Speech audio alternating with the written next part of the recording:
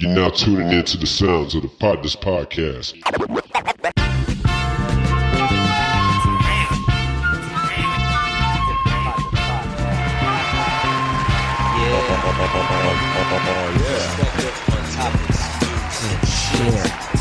Hey, good morning, good evening, good afternoon, depending on where you're at on the globe. Ladies and gentlemen, welcome to episode 56. That's 56 of the Potnas podcast, baby. And we are back. Y'all thought I was about to hop on the freestyle, huh? No, I was hoping. Man, hoping we wasn't. You was hoping? Yeah. That we were. What the? Ladies and gentlemen, welcome to episode 56 of the Potnas podcast. And we are your hosts, the Potnas, where we're delivering our perspective on topics, news, and shit. God damn it. God damn it.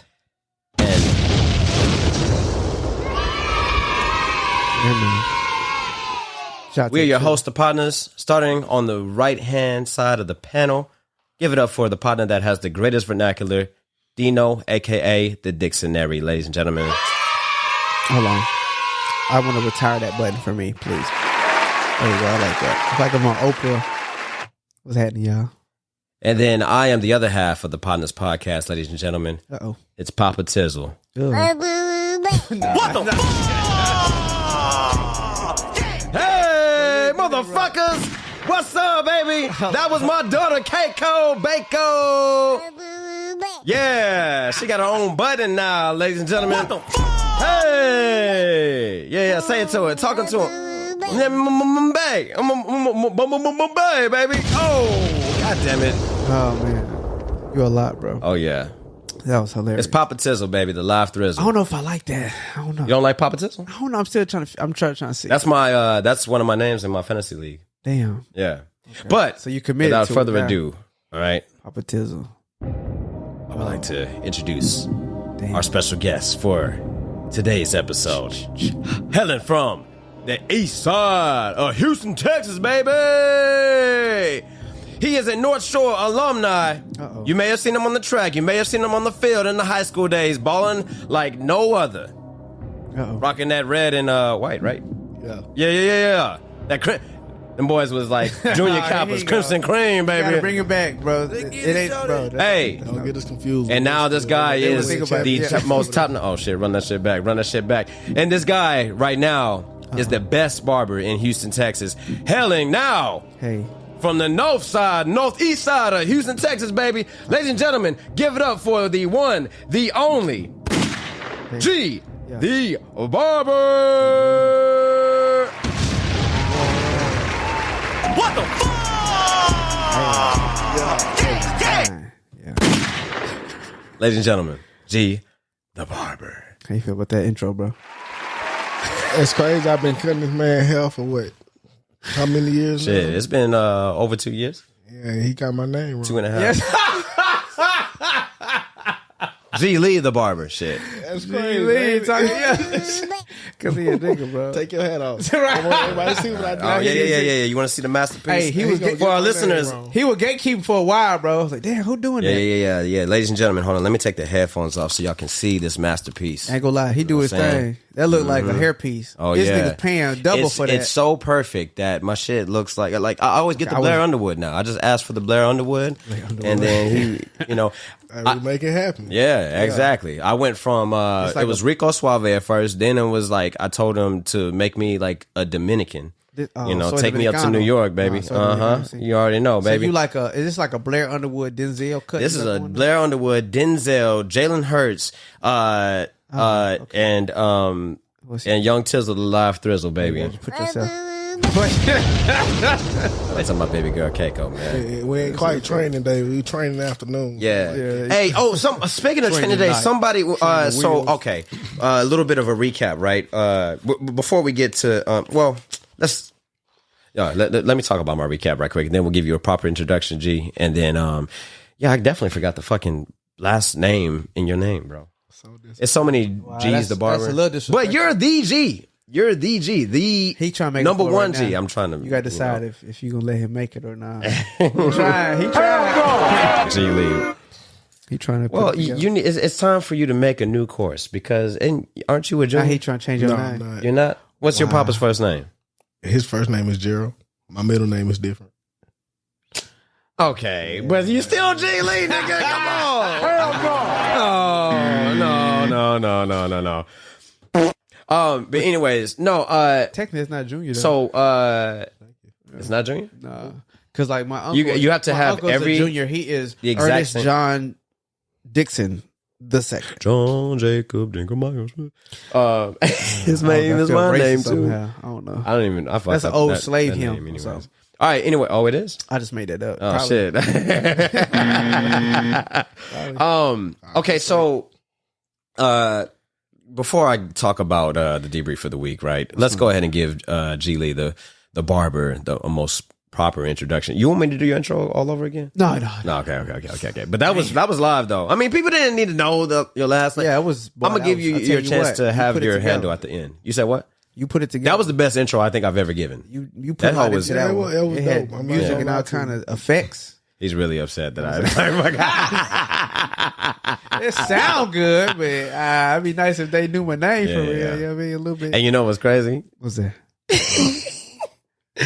My next door neighbor is a barber, and he's G. He goes by G too. Oh, damn. Yeah, that's fucked up. What the fuck? We ain't talking about who we talking about. We ain't talking about. See, it's funny. But he spells his name stupid, and I know he's listening to the podcast. But nigga, you spell your name with Ghee. Stop that! Stop that shit. That's like the butter, the Indian butter. Ghee. That's called ghee. Ain't that ghee? That's ghee. Yeah, but he was trying to use Ebonics, and I'm just G like Fred G. Sanford. yeah, come on, baby. Yeah, hey. That's a button you can have. Yeah, that's a button you can put on that button. Y'all talking about all that jigaboo cooning shit that I was doing with the fucking huh? It sounds like a jigaboo song. Or like coming to the stage, Foxy. That sounds like home. That's what it sounds like. That sound like home. Yeah. You can't tell me you want a little. You know what I'm saying? After What is the school best? All right, but before we go on further, God damn it, let's give you an introduction. I mean, or a proper introduction. Where you from, your occupation, and then how you're connected to the partners. What you do? Yeah. Where you from? Where you at? Taking it all the way back. All right, so where you from? Like West, I'm from the East Side. Went to North Shore. Ready? All right. Why you play gunshots? Great, you know what I'm saying? Great alumni. Yeah.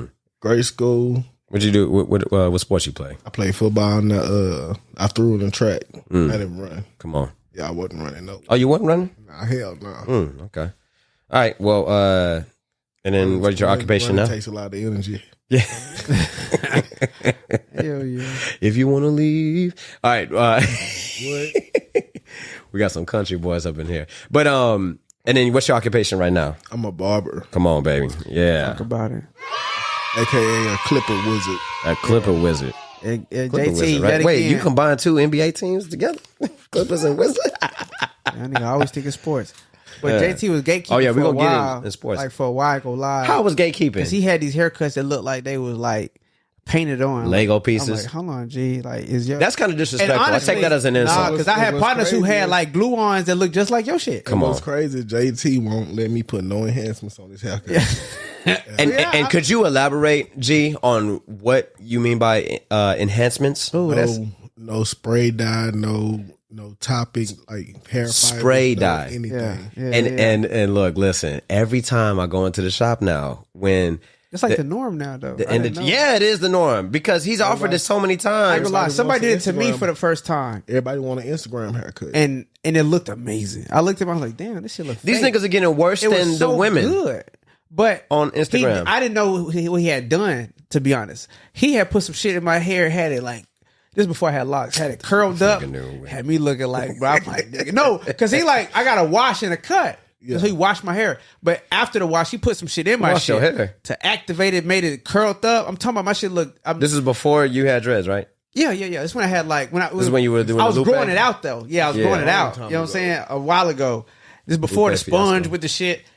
My point is, homie had my shit like crispy. I didn't know he had done like spray paint and all kind of shit. I don't know what you call it.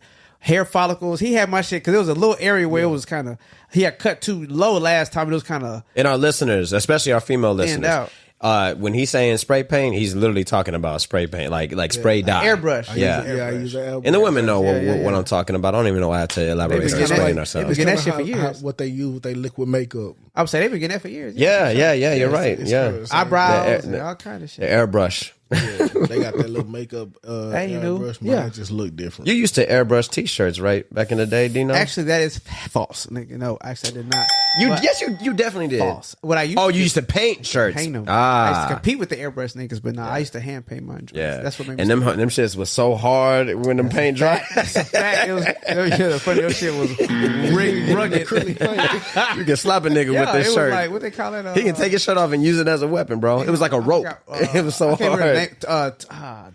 Tulip paint. It was tulip paint. It was acrylic paint, pretty much. Oh, did this shit break up when you tried to roll your shirt? Nah, the thing about it, after like my freshman year at college, freshman year going into sophomore year of college, I figured out I used to add this medium that used to make the paint, like it would soften it up when it was on the shirts. And I'd be honest, shout out to Bananas. He was like, I used to pay shirts for him. He was like, bro, I fuck with your shit, but like I went to a gig. I couldn't have been down, nigga. It was so crisp. I'm trying to like DJ, and that motherfucker wouldn't bend. I had layers of paint on his shit. You didn't test it out before you started? Hell no, I was on Oh my gosh, you got to try the product before you sell the product, my good brother. It was art, but you ain't never seen Franklin Saint as wearable art. Franklin Saint went out when I was trapping these t-shirts. All right, well, but no, I didn't spray the other Franklin, White. Yeah, he was out. Yeah, Frank White, baby. I knew the story. Yeah, I was Blue Magic. T-shirts. Yeah, mine was called. I don't remember what it was called back in the day. But yeah, man. Wait, is that the right person? No. I'm talking about That's Frank American Lucas. Gangster. Frank Lucas. It was one of the Franks. Yeah. Wrong Frank. Anyways, huh? Yeah, you gotta know about That's minus 3 cool. Like, G, be ready to course correct me. And then how you connected to the partners? Obviously, you're my barber. I'm JT's but what's crazy? Professional stylist. Hairstylist. Yeah. What is That's what we basically need to start calling you. You're not even a barber anymore. He's a stylist, cosmetologist. Shit, what else? Hair magician. Oh, I like that one. I like that one. Yeah. See, this would have been a great time for me to play that. He's a fucking genie. He's a hair genie, dude. I see what you're saying. Yeah. I didn't get the connection. Call me Larry Potter. Yeah. Larry Potter. Talk about it. Do that again. Yeah. All right. But yeah, so let's get into a little bit of an icebreaker. Oh, and then by the way, I guess I'll address your gatekeeping. So Dino says that I'm gatekeeping because he at one point who got this edge up this crispy. Then finally he had put me on. I was like, okay, but then I ain't gonna lie, y'all. See, this is the thing. My nigga being real humble right now. So who G? Listen, hell yeah. I'm gonna just tell you how I got put on. My nigga JT was like, all right, I'll finally. This who cuts my hair. Fine, here he is. He sent me his info. Boom, I hit bang, bing, bang. I didn't even like. I think at the time I probably had a note. Something. I had an Android phone. I told you to download the fucking app. He ain't say none of that shit. Yes, I did, nigga. What are you talking about? I hit him up. I was like, hey, what's up, bro? My nigga say, hey, you the man. What's happening? He's like, yeah, you need to go download the app. I go. You ain't special, nigga. But he was booked up to I'm like, man. Yeah. I mean, so booked up to win, but I went like almost 2 weeks in advance, right? Well, like a month or something. Like home was popping, so I went to the shop. I'm like, okay. Then I got chopped up in the shop, but like the point is, it was a quality cut. You know what I'm saying? But that's how I got put on. I was like, yo, this ain't just anybody, bro. Where you can just pull up and home. Yeah, I got you. Let me stop disrespecting G right quick. I just didn't like because the fact I just need to go ahead and take this hat off. Yeah, you covering and up just the cut. show the magic. Hold on, when he chop you up? Yesterday. Okay. This is yesterday's cut. Looked like this morning. See, that's what I'm talking about. Yeah. What's today? Yeah. It was yesterday. So, but yeah. So a little bit of a debrief. And if y'all have anything noteworthy, then I'll afford y'all the opportunity to speak to. But this past weekend we went to Colorado. What? I'll afford y'all the opportunity. Yeah, because I'm selfish, right? I'm main character syndrome, right? Like. Yeah. You glad you. That's good. Self-awareness. That's good. Let's grow, baby. Let's go. What's happening? Oh, did you hear that wheezing that came out? Yeah, you be doing that shit. And don't let him say the S word. Fucking squeak. We say I know, S right? word. All my S blends, right? Okay, you do it. That shit crazy. So Colorado, right? Yeah. So shout out to Taylor, new previously Taylor Strickland, but now Taylor Moss. She married her high school sweetheart, her best friend Cam Moss. So shout out to the newlyweds, the Mosses. Moss Moves was their hashtag. Hey. But they had a beautiful wedding with this scenic Windows 7 background of mountains and trees and vegetation in Estes Park, Colorado. And if you just to give y'all an idea of where the shit was, when you touch down in Denver, you got to get a rental because there's no Uber out there. You got to drive all the way up in the mountains, like literally winding up a fucking mountain, not a hill, a mountain. Yeah. Shit's scary, bro. Yeah, saw like Billy Goats and stuff on the side of the. They had shit. Deer and rabbits in the yard. I caught a flat in Colorado on the mountain. How long did you wait there? Oh, that's a scary movie. Hey, let's write that. Wait there. We all three got out the car and changed. Oh, y'all had blankets on us and everything. It was cold as shit. Damn. Was it during like the summer though, and then it got cold, or it was like in the fall? Couldn't be like in the summer. March. Oh my God. Yeah. Whoa! That's a literally. Who was all with you? Scary movie. It was me and two of my teammates from college. Oh, yeah. That's fly. You should write that down and send that to me. That's a scary movie. That's the start of a good. Hey, that's movie. How you know they country boys though. Oh no, it ain't no start of no scary movie. Not with them niggas. Them niggas from North Shore. No. It don't matter where you from. What I'm saying is, you being in a place we got to drive. We don't got mountains and snow in motherfucking Houston, Texas. So you got to drive up a mountain. You catch a flat. That's a horrible nightmare. Yeah, but they were prepared. Get dark, nigga. No, that's why I asked him how long. Huh? You said no, you weren't. You had blankets. You had blankets, and then you got out. You changed it, and then you was back. You know why we had? You know why I say like we were prepared? Why? Because, like I said, it was spring break. So like typically in like those Midwestern shit, states and shit like that, it don't stop snowing until April.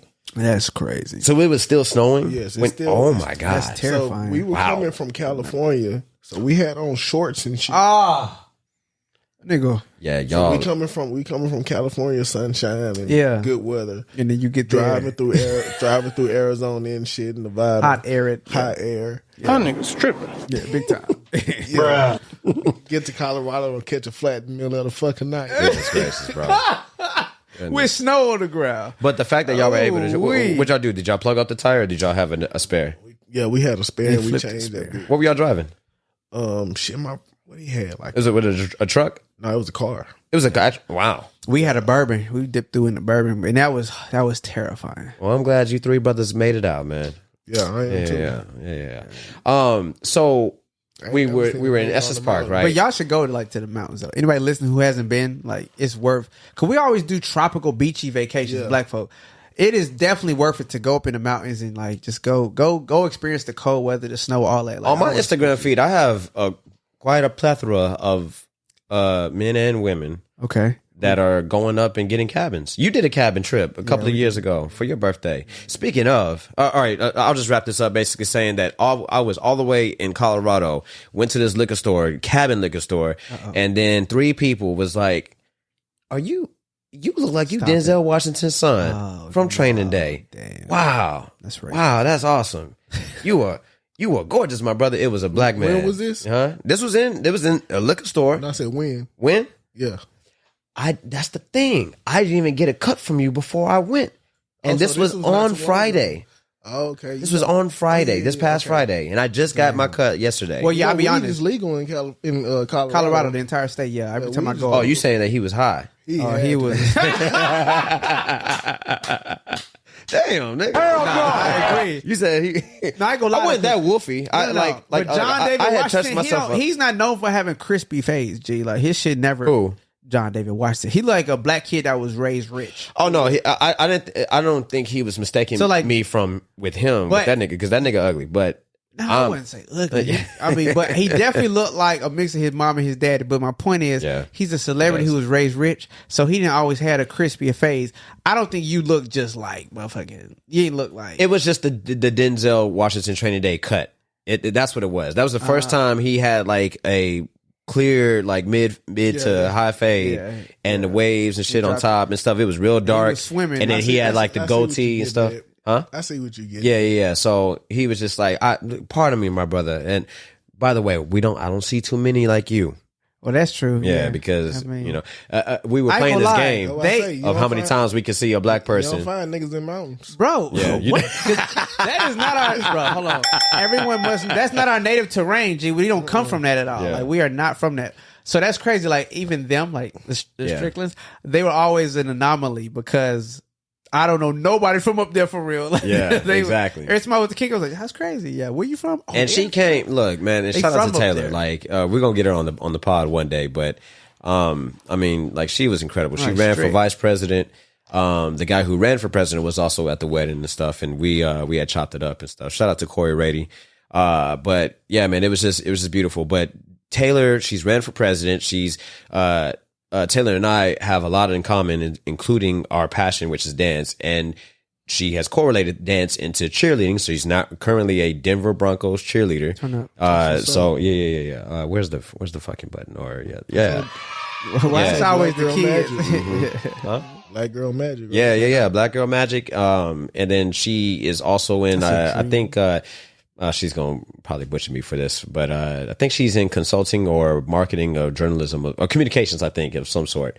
But she's just very successful in her career. She's a Renaissance woman. So shout out to her. And then her husband Cam is even better. So well, Damn. in his own life. I'm sorry. Sounds so terrible. It was kind of fun. You'll say something we'll great, talk more. I know, but then I know. it'll I know. sound so And I'll fucked fuck it up. up. Yeah. Because that's the thing, Anyways. like yeah. No, she's a queen though, and Cameron actually Shout lucked them up. out. Congratulations. Yeah, That's what's up. congratulations. That's what's Yeah. Hey, and then yeah.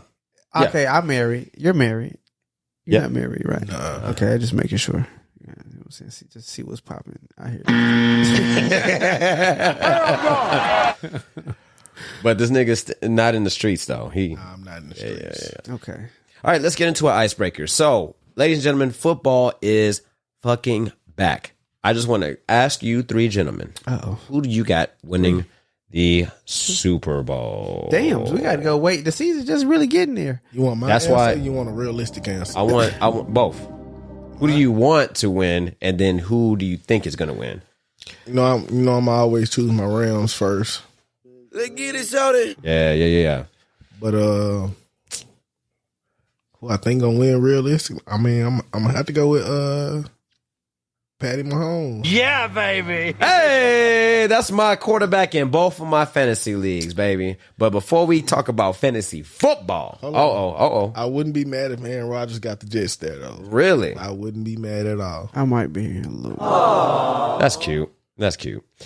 But he ain't gonna win that shit. He'll get to the playoffs though. I think he'll take the Jets there with Sauce and all of them. But I feel like between this season, next season, he's gonna get them there. They got the talent. this nigga got a new haircut. He look healthy now. He done got it swagged up. He got like good daps with Sauce and the boys and shit. He done brought Who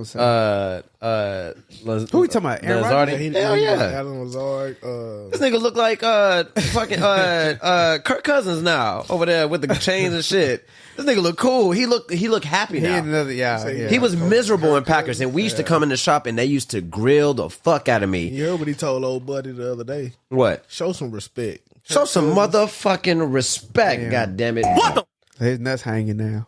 Oh, man, show said- some respect. Right. Wait, not mad at who he directed that to? Oh man, that D lineman from the Giants. I can't remember. Come on, baby. A Giants. He said, I'm in New York. Big New York, My boy baby. Steve, a Giants. Anyways, all right, so you got your Rams that you want, but then you think that the Jets, Dino, I'm not going to answer this question. because you don't watch football. Oh. Well, no, I'm going to answer it, but I'm not going to answer it like in the way you want me to. So, I'm a hometown boy. Oh, you want the Texans to win? No, them niggas trash. Boy, get me started. I would always want our home but team I mean, to win. I gotta what else I'm gonna say? Yeah. Like, I mean, you know what I'm saying? You got the cup for real. I wouldn't be mad if the Texans did. That something. I mean, this, oh man, I don't hate the Texans and nothing like that. It's not like they the Cowboys. It's just not real. Yeah, nigga, them niggas there is like. Well, let's not see. That's Well, the thing. hold I don't on. want to. Yeah, I don't want to. It's possible because Who? shit, huh? Wait, what? Go ahead. The Texans. What I was To do gonna say what? is, if it's somebody who I kind of would like, Hold on. nod at, I'd probably say I go red to Mahomes because, Yeah. well, I won't get into too many whys, but just for the Texans thing, I'm a hometown boy, bro. I'm gonna go Houston every time. But they are not a team that's come on. That's anytime, Not anywhere right close now, to. nah, but that's not where we at right now. So But it's like with okay. the Rockets, like we got young talent. We trying to figure. I This think shit we out. just need to Build it. understand where we're at, Yeah. and then focus on and figure But them out how to build Stros, our though. foundation, and then Hey, start. Them Stros though. We Yeah. always got winners in the. That's the thing though. We always win, bro. Yeah, shout out to your Houston hat. Go win. You definitely look like Regardless. Ronald McDonald, like ketchup and mustard packets right now, bro. Is that like, I feel like he trying to I clout. mean, but I was going for the old Rockets. yeah, No, I wasn't that's what gonna it be was. Really? disrespectful. It might be my glasses. He looked like real mustard that It's he got definitely on. classic. Oh, Houston This Rockets. looked like back when they had a nightshirt that you got on. early Elijah Wan. I'm actually kind of early disappointed. Hakeem, Got your- you know what I'm saying? Yeah, Got his that little part. pocket going. If that was the case, then he would have rocked that. part. What would you He mean? got some dope merch in there. Then he want to bring out this nightshirt with a pocket on his left titty. Come on, man. What you trying doing? to cap. It's not What you working. doing, dog? All right. They got Rock. They got what's his name? Mickey Mouse on your. Yeah, because I'm magical, much baby. disrespect. You already know what the fuck. Yeah. Don't disrespect him, Matt. Hey, Come on, man. Mickey and Make- Mickey done served his purpose throughout the years. Hey, Mickey. Yeah, Between Mickey. keeping us occupied and keeping them That's a children fact. That's a occupied. fact. That's a Come on, fact. baby. Let's get Mickey it. might be a sleeper though, because Mickey done taught me some shit I ain't want to learn for real. I ain't gonna- Oh, yeah, we were watching. Keiko does watch like Christmas Mickey Mouse specials like at all times throughout the year. Yeah, she anything a- to make she her a happy, Mickey right? kid like a mother. But there's I think it's the second Wish Upon a Christmas. We should point a quiz wish. This nigga, he turned into a kid again. I know, bro. That's crazy. That brainwash like a mother. I'm telling your ass. I need to open my mouth and enunciate better. I watched a quiz wish. I want the Christmas. All right, again, your ass. That shit working. It's exacerbating. That shit working. Sound like Donald. Nah, but Mickey was mean as shit. He was telling Pluto, He been mean. "You ruined Christmas. Get in your cage and never come out." You nigger. I'm telling you, bro. He been on that shit. Oh, because Goofy is a dog. He's a dog, bro. And he's brown. Ah, man. And he the only one that's not like all the other animals talk. Why Pluto don't talk? That's him talking. But bro, they got what is Goofy? Remember when Ain't they he a gave? dog? Remember What the in fuck is- Rugrats Go Wild, they gave Spike a fucking voice. I did not like that shit. I did not like that shit, bro. Think about most of the talking dogs that they got in cartoons. They all talk. Courage the shit. Cowardly Yeah. Dog. Yeah. So You have to. imagine the shit Pluto would say. Pluto would- He got to hang out with Mickey and Daffy. That nigga has low key saved the day and can't talk. Yeah. You know what I'm saying? He look at Pluto Goofy, fly, he man. look at Goofy and what's the fat one name? Pete. Motherfucker, Yeah, he look at. You know he's a Goofy cat. No, Did y'all know that? Lying. No, I'm not crazy lying. The motherfucker boy. Pete is a cat. Which I that- thought he was. I don't know. You thought he was a mouse, or see? You Goofy. never thought about it, right? He was a Goofy. Pete the cat. Him huh? and Goofy was the same I- thing. yeah, I thought him and he was Goofy like a was the fat, same. big, swole Goofy. I Speaking thought of he Pete was the cat. So what the fuck is Goofy? A dog, Goofy's right? a dog. Yeah. But then Pluto a motherfucking dog. Why he speak? You know what I'm saying? That shit never made sense to me as a kid, bro. Pluto would talk shit. That's why I'm they saying. had- and they had to- There they has had- to be the explanation. Hey, damn. Okay, maybe Pluto was really your ghetto cousin. Yeah, Pluto Yeah. was this little light skinned nigga walking around talking shit. Like, So they had to make him go. Bah, bah, bah, bah. Oh, Blue's Clues. That Blue's Clues got Steve off the fucking show. No, He got Steve replaced. Steve left. Oh no, Steve got himself Steve on left. it. He got to get the hell up out of there. Yeah, He tried to be like an actor and he stuff. was- he was It's losing. terrible. No, he went to It's a lot of college. time. He was like, it was a lot. Yeah, Think he about was it. losing himself. Yeah. He did both. You said he was losing himself. Yeah, he he had to, did a whole interview about this. He reunited with Blue though. They had a whole comeback thing. Yeah, people that was crying fly. and shit. Yeah, it was That dope. was awesome, It was man. dope. Mark Yeah. was whack as hell. Whacked in the motherfucker, Yeah. but he didn't belong. That wasn't his. That's the thing. one with the he's the replacement, right? he had the yeah. chili It bowl was awkward. haircut. He was like a frat boy who got put on. That's somebody's nephew. Yeah. All right. So fantasy football. Are y'all brothers participating in that? Nope. Let me go ahead and let me go ahead and check out my how my results are happening right now. Oh yeah, I'm telling this nigga up. Nope. Look at Pat Mahomes, 2 touchdowns. Oh, 1 interception though. Fuck. 222 yards. But we got 23.3 points. You playing for two different leagues, ain't it? Yeah. Okay, I'm in you- 2 different leagues. I got You Pat up on Mahomes, one. Pacheco, Elliott, Tyreek Hill, Odell Beckham, George Kittle, Pittman, Buffalo, I just don't DST, and then what's his name? Daniel Carson on one team, and then on the other I got you Pat gonna win Mahomes your whole again, roster? James Conner. No, not that whole roster, just like the main squad. Gotcha. Dalvin Cook on the Jets. Yeah. Hopefully he'll. Who else is Who else is the running back for the Jets? Damn, I can't remember his name. I'd have been able to tell you too. And I got Christian Kirk. They got Dalton Schultz. They got another good running back. I can't remember his name. Yeah. I got Jerick McKinnon, and that was a bad call because I definitely switched him out for Brandon Ayuk in San Francisco for my flex. And this nigga McKinnon only got 2 points. I mean, still like 10 and a half minutes left in the fourth quarter, but yeah. I would honestly be scared to trust San Francisco's with Purdy as the quarterback. I know he had a good 7 games last year, but I don't really know what he is going to bring when it comes to a full season. Hey, Courtney recruited him as a quarterback. Hell no! We'll see. I mean, look, Pat Mahomes kind of had a similar start. I mean, I would put my money on He was a backup to Alex Smith. He can be the next Tom Brady, or he can be the next... what's his name? Trey Lance. Man, what a shitty position he's in. Or Jordan Love. Shit. I mean, Jordan Love is just now getting the start. He's been in the league how many years already? 4? 3? Oh, okay. That ain't too bad. That ain't too bad. That's like standard. But this is the thing I tell people about Jordan Love's situation. It's like, how many backup, how many quarterbacks that have sit behind somebody and came into the league and been successful? Tom Brady. Tom Brady sat behind Drew Bledsoe maybe like half a season. Was it half a season? I thought it was about 2 years. That ain't no No, time. he didn't sit behind. Oh, okay. Aaron Rodgers behind Brett Favre. Aaron Rodgers is maybe the only one you can really name. And then Pat Mahomes behind Alex Smith. Pat Mahomes was only behind Alex Smith because they wanted to get Alex Smith on the field to make film so they can trade him at the end of the season. That's why Pat Mahomes played at the end. He's an encyclopedia of NFL knowledge. I learn something new every time I go into the shop and we talk football. But we talk big shit too and stuff, whatever. But he won a Super Bowl and shit. Have you beat me in a bet?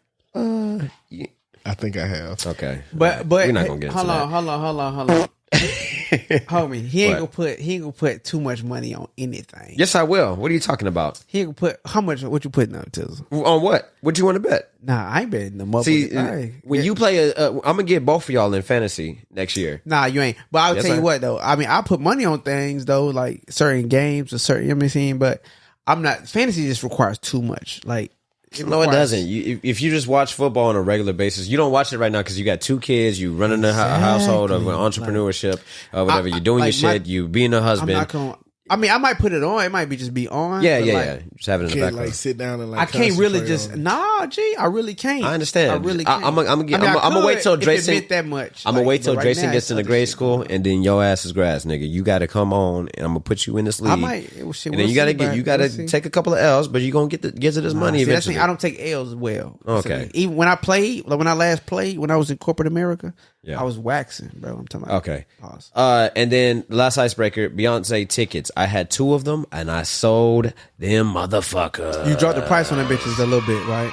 Yeah, I did. I definitely did. I dropped them too early though. I should have known that they would have bought because I originally had them listed for $1,300 a piece. I bought 2 tickets for $900 total. Whoop. I put them on resale for $1,300 a piece, trying to make too much of a profit. But nobody wasn't even looking at it. And so then I was like, damn, let me go ahead. And I did the research, saw that it was like the price range was between $500 to $700. So I listed it at $700. Damn. And then like 2 weeks later, I got an email as I was coming home from Colorado saying that the shit had sold. So I was like, oh man, awesome. So I made about a good $300 off of it, a $300 profit. So, applause to me. That's the first time I ever sold tickets on Ticketmaster. Anything green. I'm saying.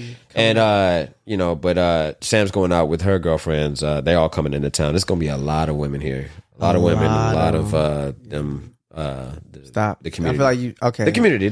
I feel like you was about to just step over the edge a little bit. Where's that button? I don't know. But nah, shit, I don't know. But bro, I mean, you said it right. Shit. Damn. We love the community here. So, all right, let's get into news. Hold on. My point is, you're not going though. Oh no, I'm not. You gonna be with us? Sam going. And you too, if you want to. Sam going. Because I'm sure your lady probably gonna go too. Huh? Now mine's. Oh no, she not a Beyonce. Mine's had thought about it, but no, Jen not going to that shit. Jen not going. Oh damn. Oh well, especially not now because them tickets is Freaking what? Like $700. She may have wanted to. Bitch. I think her sister going. Not. I think Tab might be going in San Antonio. I don't know where she's going, but Janae, she's not going. But yeah, if you get into something, I might be down. All right, let's get into news. Hey.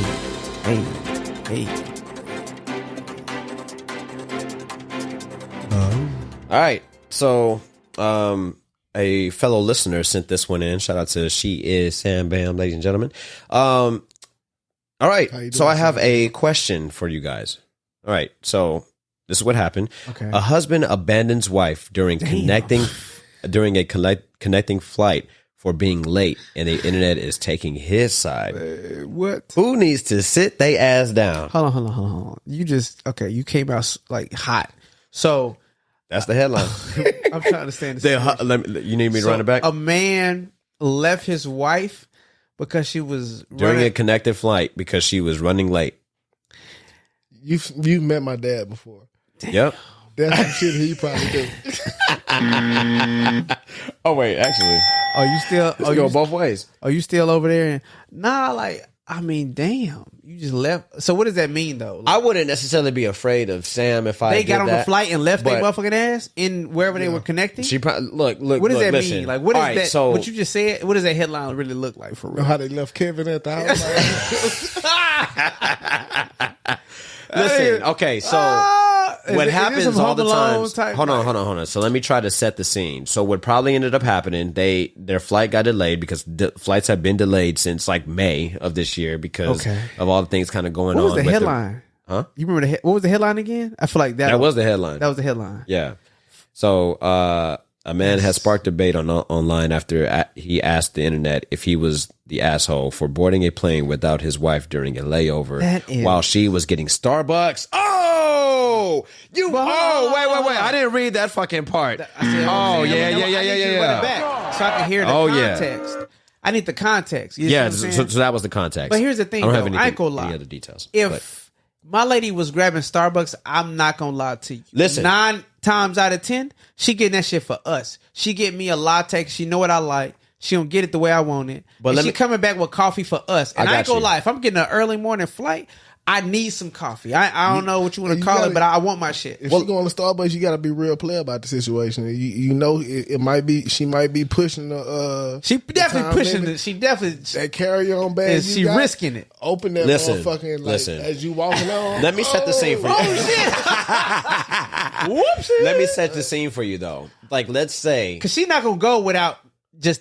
But my lady gonna tell me, "Hey, I'm gonna go to Starbucks and get us some." Well, what this situation sounds like is that she made the decision that she wanted to get Starbucks, communicating. But I think what ended up happening, and let's just humor me, right?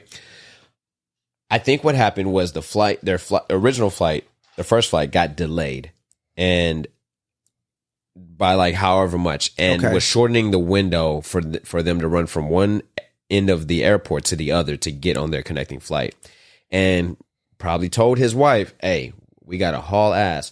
They're not gonna leave us. They know they have our names there. So I see they're not going to leave us, right?" So she was like, "I'm getting Starbucks because I can't deal with you right now." They get off the plane and launch off, right? Because everybody stands up once the plane lands, right? Everybody stands up. They got to wait an extra anywhere from 5 to 7 minutes before they even get off the plane. They probably got their shit. He took off running, and he's like, "Come on, Shannon, what the fuck?" And she's like, "I'm getting Starbucks. I told you I'm not dealing with it. That plane's not going nowhere."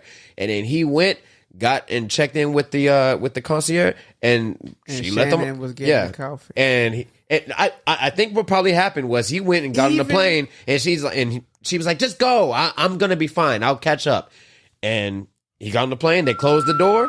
He probably tried to call her. She wasn't answering the phone because she probably was hauling ass. They took off, and then she went to the clerk. "Can you let me on the plane?" No, sorry, we already closed the door. No, but my husband's on there, ma'am. Calm down. I'm. You know what I'm saying? So it couldn't have happened exactly that way because it say he abandoned her. It said abandoned. So in that situation, I'm probably it's a headline. Like if she was like, "Oh, I'm going to go get Starbucks anyway," it's like. Yeah. Hold on, bitch! Like you can get a whole shot on the plane when we get on here. We don't A shot of what? Espresso? coffee, No, black they coffee. No, they ain't got no fucking coffee on the plane. They do have coffee. No, they do, but I get but- coffee every flight but- with a Stroop waffle. Listen, every flight. You get a shot y'all of- know waffle women. with- Y'all you can get act like that. Our ladies You can get wake a up. shot of, you can get a shot of Jack on the plane. on the plane. Listen, Coffee.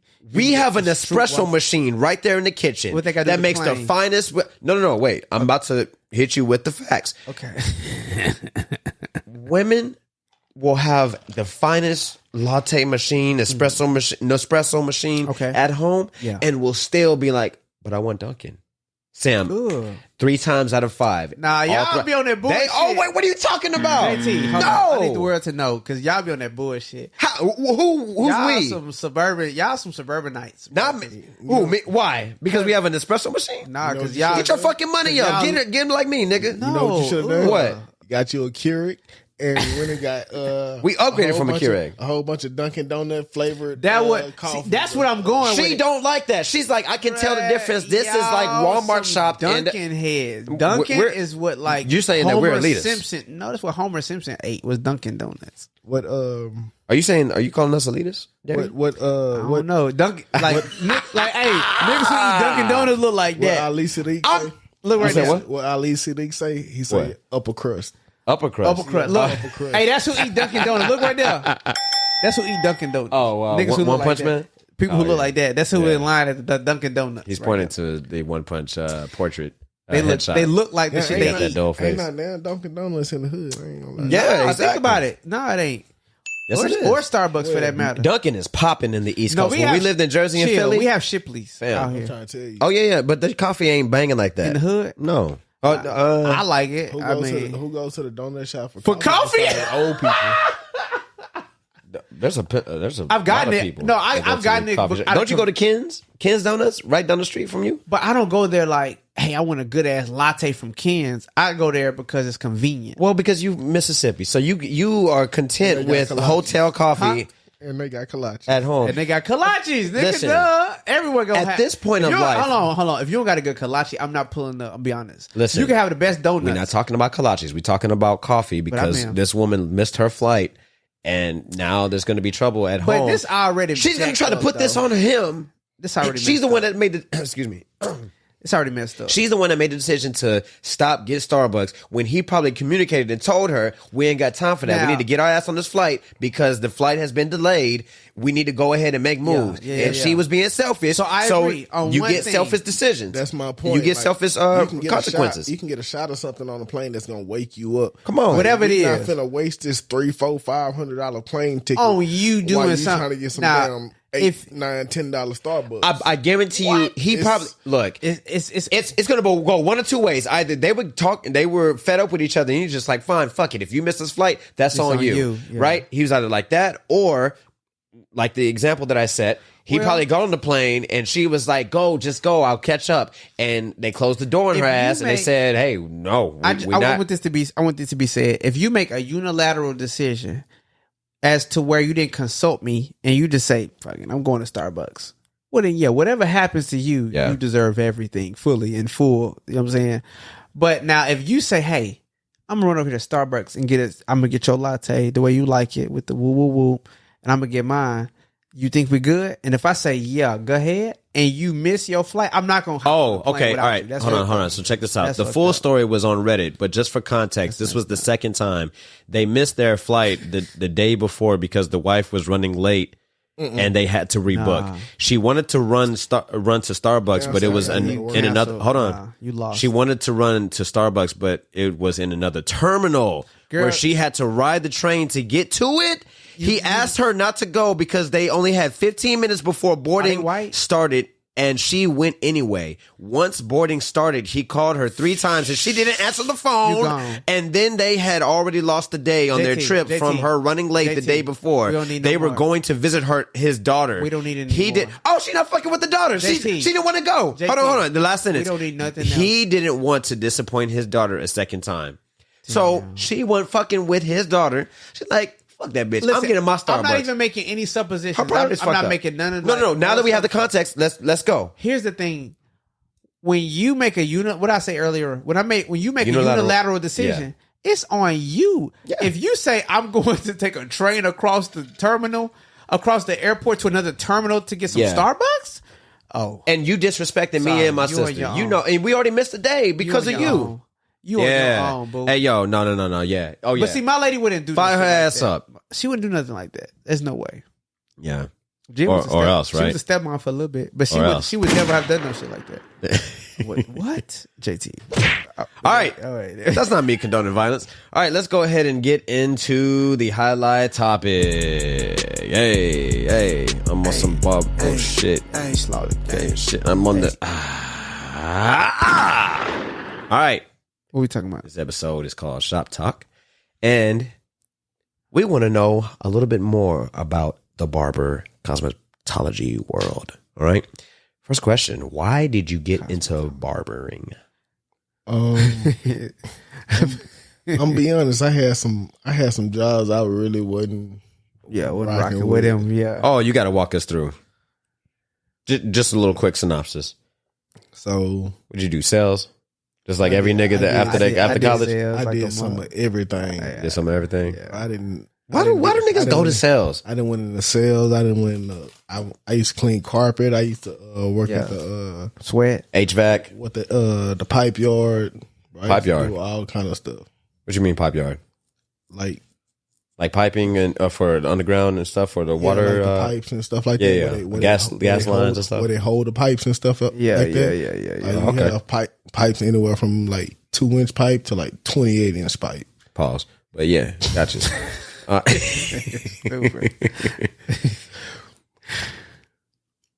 But All right, I wasn't gonna hit that button. Damn, No, you we're are gonna hit that. officially. Hold on, we're going to slide that back that way, bro. So we gonna have All right, so then, you fired. but had you been cutting hair? When did you start cutting hair? Like when you got into the profession, or 'Cause like I had hella were you partners cutting? who was cutting low. Yeah, like in high school and college and shit, whatever. Like the most I did in college was maybe I had clippers to like keep my hair like maintained, but like I couldn't like edge myself up and different shit like that. But I would like clean other people's edge up because I can like look at it from the front. I still can't like look in the mirror and edge myself up. Oh, for real? So To this day? you Yeah, get cut by somebody that you trust because you can't. Okay, got you. So, that's interesting. So you're Think about it. Yeah. like- The it's barber's like- barber got to be good though. Hell yeah, they gotta be If good. you can't go to him, you got to go to him because if the barber's barber got to be on point. Think about Yeah, it. and everybody that's cutting my hair, they'll tell you I'm gonna sit there. When you finish, you gonna give me the mirror, and I'm gonna be like, I'm gonna examine it. Yeah. Right here. I always feel nervous, like telling a barber, like of course before a G, like telling a barber to make alterations after they finished. Why? You know what I mean? That's your head. Especially since like they're not giving me the mirror throughout like the process, or they're like rotating the chair so fast that I can't even see myself in the mirror. And they always have my back to the mirror. Really Why get the we mirror do at that? the end. Why? because you don't want interruptions. If you constantly looking in the mirror while I'm trying to cut your hair and while I'm trying to look in the mirror Yeah. at your fade, it's making the process go way longer. Yeah. Because he can see something you can't see because he ain't done yet. Like he in the middle of it. Like you said, you called it artistry. You know, artistry can start off ugly. The sketches, bro, it can be ugly as hell, but the finished product is gonna be masterful. I'm a trustworthy person. Like I always If start you off watch the trusting whole time people, they watch. and then I wait till they disappoint me and whatnot. Yeah, it's a hard I've road waited. back, boy. I've waited for the day to where like a barber in my past was going to mess up, and then I was just gonna have to cut it all off, and I wanted to see how it was gonna look like. Bald. But hold on. But did you not trust these barbers you're trying out? Because that's the whole thing. Yo. No. Like I said, I always start off trusting them. I let them have Fuck that. full reign of what they want to do. After I tell them, kind of like give They them an might push idea your of what I shit back want. if you just let them just. That's happened several times. Yeah, They you can't pushed just my let them- corners back, my sides. They pushed the actual top of my hairline back. That will most definitely happen. You can't just. Yeah. But when those things happen, if it was on me, then like if I didn't do a good job explaining it or didn't show a picture of what I wanted, then I would be susceptible to giving them another chance. Yes and no. It's on you because at the same time, like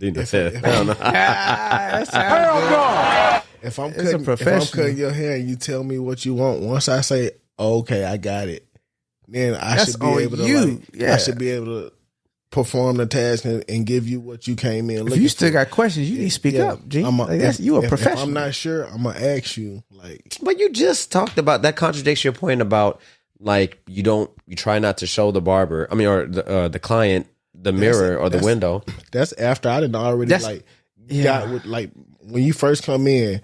Our first conversation is gonna be what you want, what you looking for. Consultation. If your words can't produce what I can't produce a vision in my head, I'm gonna tell you, take out a picture and show me exactly what you're talking about. But yeah. Oh, if they start asking you questions, people call different haircuts different things, so it can get like blurred. I think that barbers, a lot of barbers that I've learned, I've had a lot of people come out here before G.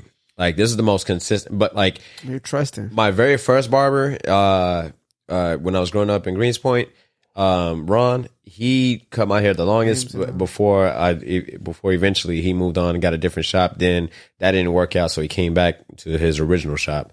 I think he was actually trying to do a franchise or whatever. But after that, and then I went through a myriad of different barbers, and then I joined the Hair Fort. Went to Austin. That's when I had some of the worst and the best haircuts because trusted our own brethren that we were in college with and stuff. Whatever. Those were hard times. I done heard a lot of military horror stories. And and then being in the military, I've never got cut by like white people or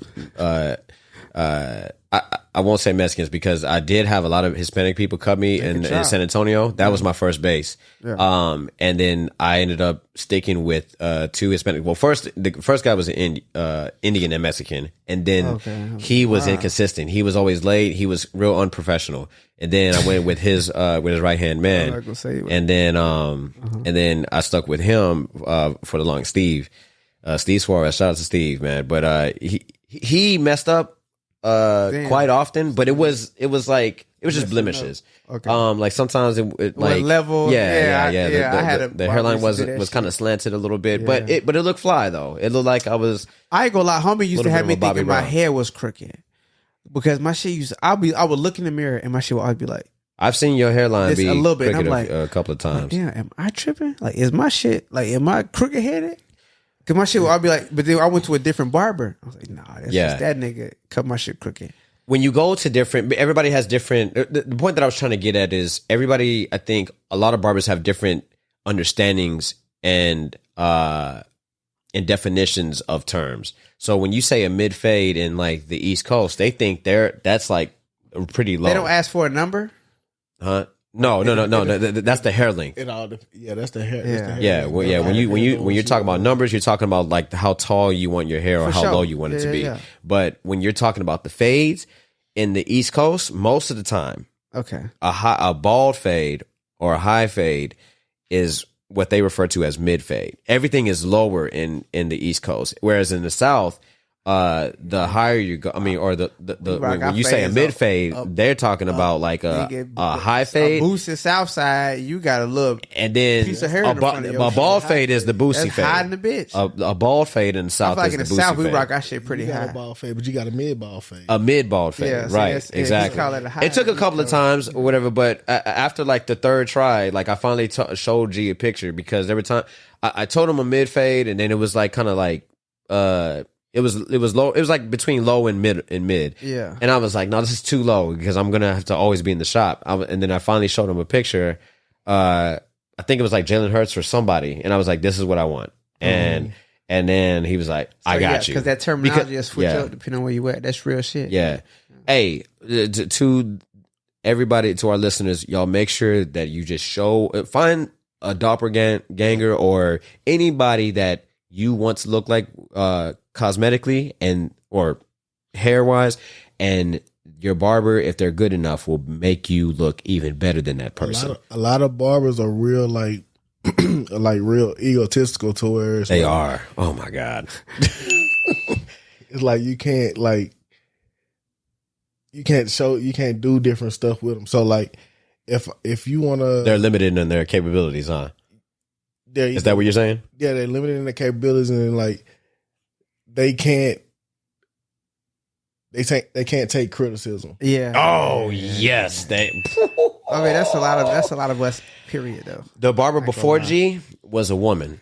Oh damn. Yeah. Whoa. And okay, she, yeah, no. Never mind. She was like the third woman that's ever cut my hair. I've had, and all the women have. She was the best out of the women, but she also was inconsistent and she was unprofessional. Was she? Yeah. She was she was one of us. Okay. Is what I'll say. Yeah. For sure. But no, she and then that's where she was getting greasy with me.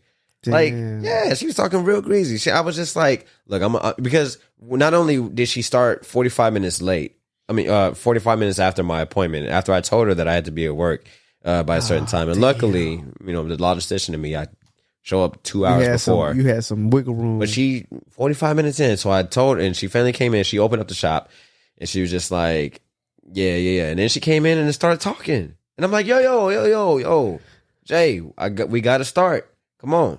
She's like, okay, all right, cool. And so she got to cutting and stuff, whatever, doing that little nicking on my head. I'm like, you're not doing anything. What are you doing? I need you to come on. I got a meeting in like 30 minutes. You're about to have a fight with her. Right. She's like, all right, cool. So she did it and stuff, whatever. And it wasn't even like perfect at all. Like it wasn't her best. And so I was like, I'm not. You you was rushing her? I was, No, not at all. Is she good? She's cut my head. Huh? She's one of the fastest barbers I've ever had. Okay. So I'm not fast. I'm not gonna lie to you. I'm not. I tell people often. She's fast and efficient. Yeah. Okay. She was fast and efficient, but when she was fast slow, don't always mean good though. You know what I'm saying? But slow doesn't also mean good either. I agree. And when she would slow down, oh my God. I was in a chair for almost 2.5 hours one time. Nah, that's crazy. Yeah, that was absolutely insane. And on that time, I asked her, I was like, so this cut is free, right? Because I've been here for 2.5 hours. You were late 30 minutes. She was late multiple times. And then it wasn't even the best haircut. So then after she finished, I asked her, I turned around and I was like, so are you open to feedback? She was like, yeah. Yeah, what's up? And I was like, okay, I'm only asking you because there's really nobody here in the shop. Yeah. I'm like, you were 45 minutes late. This isn't necessarily what I asked for. I asked for a mid fade. This is a low fade. You right now. You fuck with her. She cool. Yeah. We're good. Listening. She was upset, and then she, blew me off, and she was like, all right, cool. If that's what you want to do, then go find somebody else. Damn. But good luck, right? I'm like, all right. It doesn't take me long, and then that's when I walked into Innovative Cuts and met G for the first time, and then the rest is history. Like I'm never going to really anybody else. There's one person in New York that I will go to, but that's practically about it. Like I'm not necessarily going to let anybody else touch my hair. But you from New York now in your origin story. Yeah, New Houston, baby. What's up, baby? Come on, man. Shit. Yeah. But no, like the criticism piece. You're absolutely spot on. Out of all the barbers I've asked to make changes, sometimes, most of the time, Dino, I would just accept the cut. Even if I didn't like it. I ain't gonna lie, I've been there. Yeah. But I don't like paying for unprofessionalism. If you're late and you're late multiple times and come on. I've already paid you the money. I had a barber who and I tip you. I always tip. It's in the middle of the cut. He'll say, damn, I ain't ate nothing, bro. Oh, that nigga would eat lunch in the middle of my cut, and I'm thinking, damn, you don't do it with no other niggas, bro, because we was people. He was my peoples. Yeah, like damn, this sucks. Like I'm getting the short end of the stick just because you my nigga. So we talking about pet peeves. What's your pet? I was gonna say real quick too. It's a good segue. It's because my man does this and him. So I ain't gonna lie. I noticed too. I think people where we are will pay for convenience and they'll pay for quality. Yeah, because I noticed just the price of a cut went up significantly from when I got locked. So I don't got to get it cut as often or in the same way. Like I get tightened up, I get tapered up, edged up and whatnot. But at the end of the day, I can put these locks down, throw a hat on, and you don't know what's going on. You know what I'm saying? I'm good. And until I get a retwist. We can tell when you get woofy. I don't get woofy though. What is woofy? You woofy right now? This ain't woofy, bro. This ain't woofy. It's a little woofy. Huh? I'm woofy. You woofy. Okay, but finish your point. But woofy, when you got a good inch of new growth, you got some hair going on underneath. We can talk about prices right now. I'm not woofy, but prices because I noticed. So I had how do I say this diplomatically?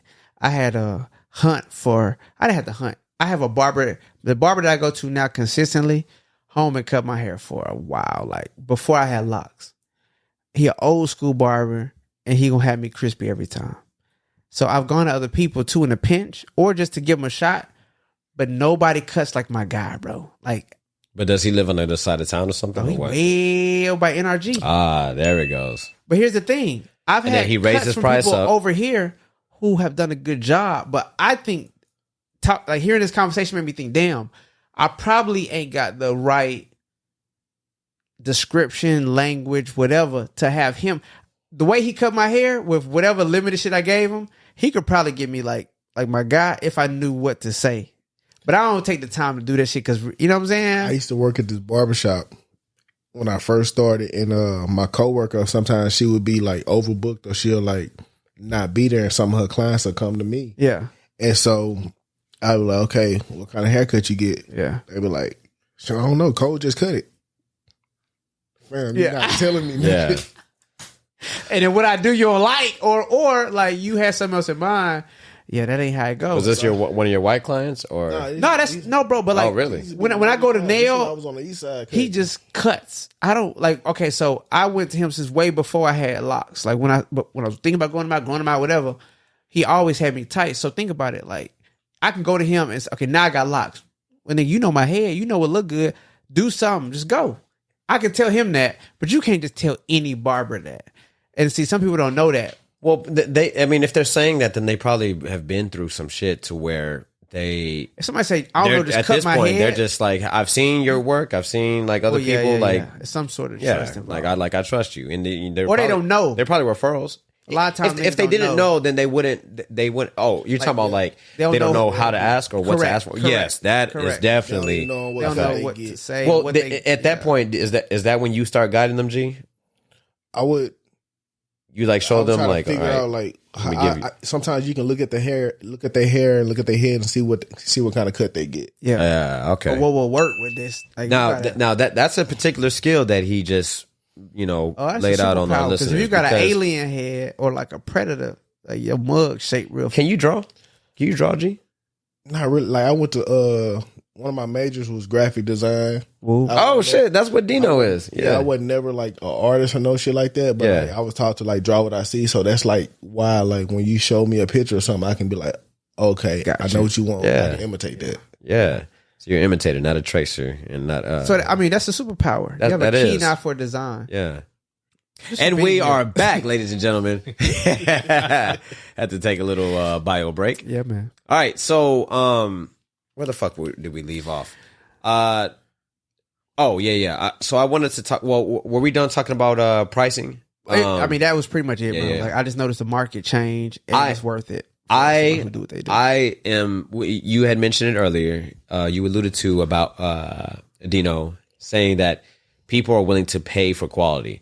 And I think what got a lot of people in an uproar when a lot of barbers were following the trend of raising their prices like $5, $10, $15 or however much. Yeah. And I know barbers that went up in like a bill.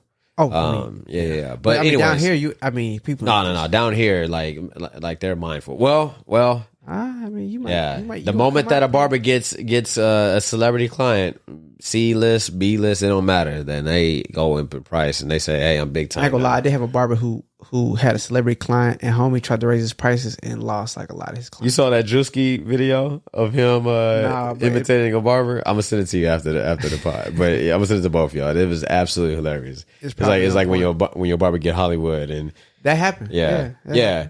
But no, what I'm saying is, speaking of Diddy, I think a lot of people had a hard time getting with the price hike and paying it when the quality of the haircut wasn't lining up. Yeah, it was the same shit. Like it was like a lot of barbers like raising their prices and stuff. And if you go back and look like at old movies we grew up on, like at the time those fades looked tight as fuck. But when you go back and look at them, like that nigga shit was busted. Yeah. Like, to be honest. Exactly. Hey, yo, man. So if you're gonna barbers, if y'all gonna raise, if you're listening and you're a barber and you raise your prices, make sure that you also do a little bit more in the effort of the quality of the haircut. Make it an experience. Get a hot towel. Or make sure, maybe spray with like some fragrant alcohol. or get some type of like brush their hair or put a little bit of oil in it or some enhancements. Yeah, do a little bit more. If they're gonna pay a little bit more, because y'all aren't the only ones that experience inflation. It's just like in COVID. Come on now, it's just like a negotiation. Like they say, the perfect negotiation. Everybody feel like they got fucked a little. Yeah, so yeah, and that they came out on top so too. If your price raises, like you should do like a little bit more to make people realize, okay, he raised his price because this is now like involved in the haircut that I'm paying for. But this is what I was trying to. When you first came to me, I wasn't doing enhancements on everybody. No, you weren't. Oh, you weren't doing what? I wasn't doing enhancements on everybody, like the spray and stuff like that. Yeah, really. No, I remember. Not too many people was getting that. Yeah, but then it was like people started like. Y'all started getting a lot of clients that had hair loss. How it looked. And on their haircuts, because a lot of people didn't know about it. Yeah, so I know I did. People how it looked on their haircut, and I was like, "Oh yeah, I like that." Yeah. So that's what gave me You were testing it out. Yeah, I'm just gonna put this on all my haircuts and charge this much more because unless you just like don't want it. Yeah. The fly thing that G does is he will try out enhancements as free trials. And then ask them like if they sometimes he wouldn't even like he would try some sheen oil on my hair just to get it a little bit of more of a shine, especially if I had an event that I had to leave go in a tent. Yeah, exactly. That's another person that they talk compare me to. Shout out to my twin, treacherous twin. No, but no, like and most of the time, the client will notice before he has to even say something and say like, "Hey, did you like that? All right, cool. This is something I can do for you for like maybe like $1 or $2 extra. $1, or I don't even think G would have even asked them for a raise in price. I think that they would just it would just be expected. Okay, common courtesy to tip higher. All in all, tip $1 extra. I respect it because for me, it's not even a barber thing. G, like it's a situation to where like I feel like a lot of us realize our worth. Generationally, there's just a big difference in how we look at ourselves and how we look at our expertise, what we bring to the table, what our value is professionally. If I know I'm doing a great service, if I know I'm the shit, like what I'm providing provides a great value, I'm not afraid to ask for what I'm worth. I'm not, because it goes in the same category. Okay, so you work for your job, At a certain point, you're gonna be like, okay, like I'm really killing this shit. Yeah, like I'm doing what I'm supposed to do. You're gonna have that they moment. Don't have no problem with me. Yeah. Say, boss man, hey Jerry, let me get a raise. Yeah. Like I've been here, like handling business for X amount of time. Let me get a raise. I asked my first raise that I asked for. Or if you don't ask for it, you gonna think about it. Yeah. Only difference is my raise comes from like the people. From tips. Yeah. Like, well, no, not from tips. Like if I decide I want to raise my prices, that's my raise. That's the value. You have to create the value. So you create your own raise. Yeah, but at the same time, at the same time, you have to provide the value though. I can't like raise to the point to where it's like, okay, now all these people who got used to coming to me and like who've been like supporting me for so long, now they really can't even afford to even come to me. Yeah. So what do you do then? Did you lose clients when you raised your price? A little bit, but it wasn't to the point to where it was like it really affected me. It was you didn't feel bad about losing those clients? I didn't, because the ones that I lost wasn't. They were spending money. Were any of them kids? It wasn't like. Were any of them kids like and their parents were bringing them?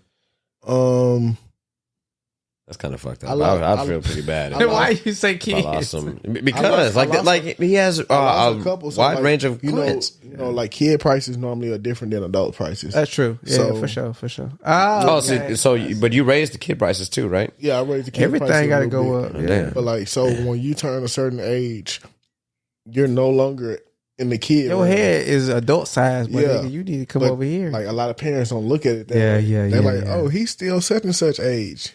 How do his head the same size as yours, but he got a cranium. How do you feel about tipping? On fofos or? Like, what's a reasonable tip for you? For people to tip you? Are tips necessary? I mean, if you feel like, okay, so I feel like they're necessary because I have it's a barber in our shop. He calls me perfectionist. Because as you know, I'm going to sit there and tinker with your haircut until I feel like, okay, this hole's right. And if I cut another hair, I'm going to mess the whole thing up. Yeah. And it's perfection. And when you look into the mirror, I'm gonna let you like look into me. Don't when I give you the mirror, don't do one of these. And just look at your haircut because and admire it. When you walk out this door, I want you to be people. happy. People gonna look at your haircut. And you gonna eventually go to a mirror and be like, "Oh, damn, I look good, boy." Hey, man, come on, man. Hey, and every time I leave that chair, it's a different like admiration. That's a good feeling. Like, man, I've never left a chair where I was just like, oh, that's all right. Oh, he did okay. Or damn, I should have had him tighten this up. Nah, it was always like damn, I look good as fuck, man. Man, people have been clowning me about the Blair Underwood shit. But that's the phase that I'm in right now, I guess, or whatever. But is that Papa Tizzle? Papa Tizzle looks like Blair Underwood. No. Killing me in a good way, like being like, oh shit, well, he was beating his wife and shit, and I'm like, come on, man, not that Blair Underwood. I'm talking about the young, sexy fly motherfucker that was in the 90s. Yeah, come on, man. But no, so the tipping thing, right? What's the tip that you just feel like you're getting fucked over? Minus, of course, them not tipping you at all. Like do you get to pocket all of the money that you make from your clients, or does a percentage of that go to the shop? So it depends on what kind of barbershop you're dealing with. So you have your shops that charge you booth rent, and then you have shops that charge you commission. Yeah. And commission, they charge you a certain percentage of every cut. Okay. So, but they also supply you with all your wet supplies. You have to supply your own clippers and stuff like that. But like your wet supplies, your sheen, your sprays, your holding spray, stuff like that. Typically, that barbershop supplies you with that, your alcohol and all that. Okay. And then, but you have to pay a percentage of each cut. So if they're $45 a cut. Like the clients that come in there, they're not your clients. They're the barbershop's clients. Yeah. Do you like those kind of shops? No. Oh, okay. I'd rather pay you one flat fee. I'd rather pay you one flat just fee. Rental. Yeah. And then everything else comes to me. Is that how your shop is right now? Mm-hmm. The booth rental? Well, because think about it. Because you can come in there and build a brand around you, and you can come in there and charge a certain price for a chop that somebody else hasn't done that same work, and maybe they do the same thing, but you can charge, let's say, 15 more cut, 20 more cut because of what you can do and who you are than they can. Yeah, this barbershop shouldn't be afforded more money just because of that. Yeah, I don't charge the same as like the shop price, but I don't go below the shop price. Yeah. That's one thing. Like that's one of like unspoken rules.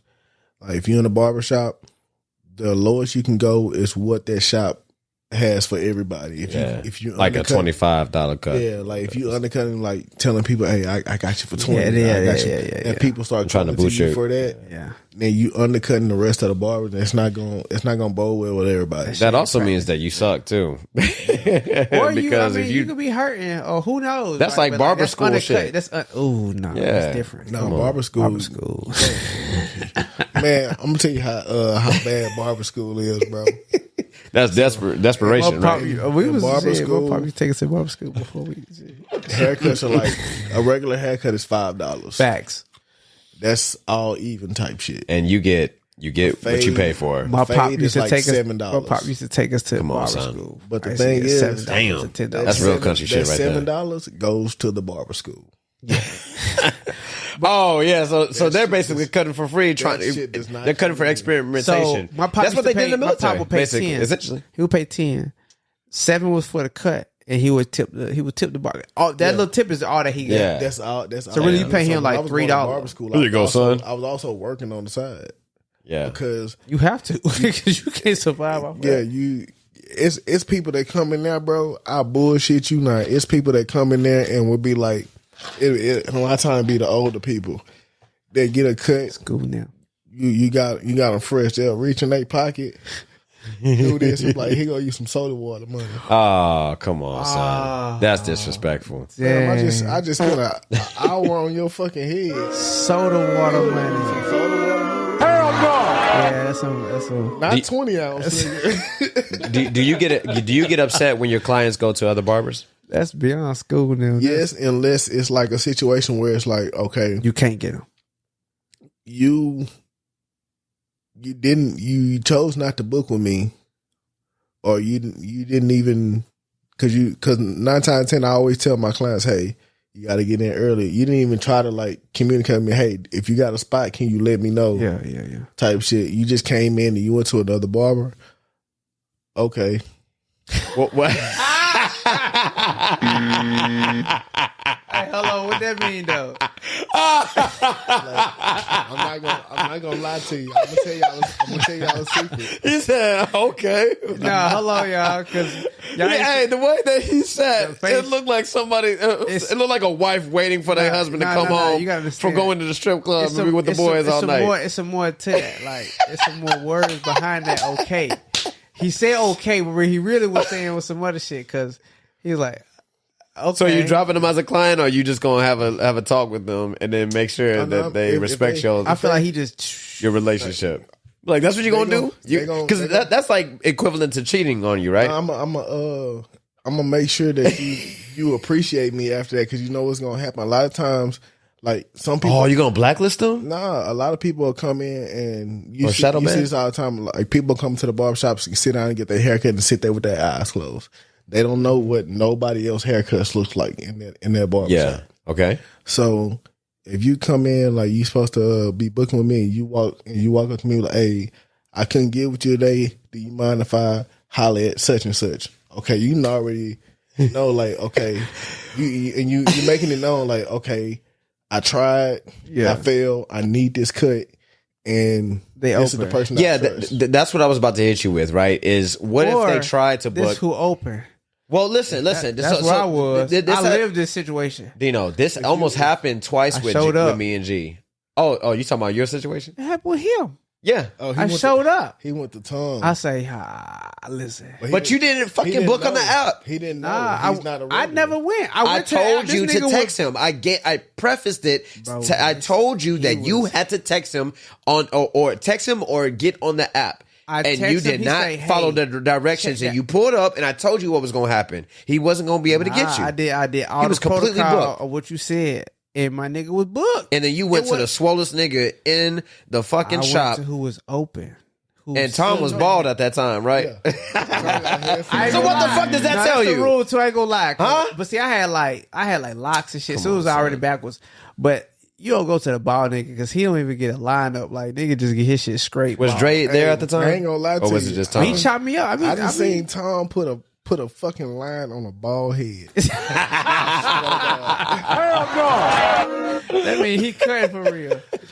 God How damn. this nigga did. He's so strong that he just literally created a permanent indention on the But see, that's the on thing too, scalp. because I got a short list too. Like, Airline Shout on out a to Tom. cause shout him Yeah, out. shout out Cause look, to- that's yeah, the, shout that's out the to thing Tom, about it. man. Cause I went and I left happy, bro.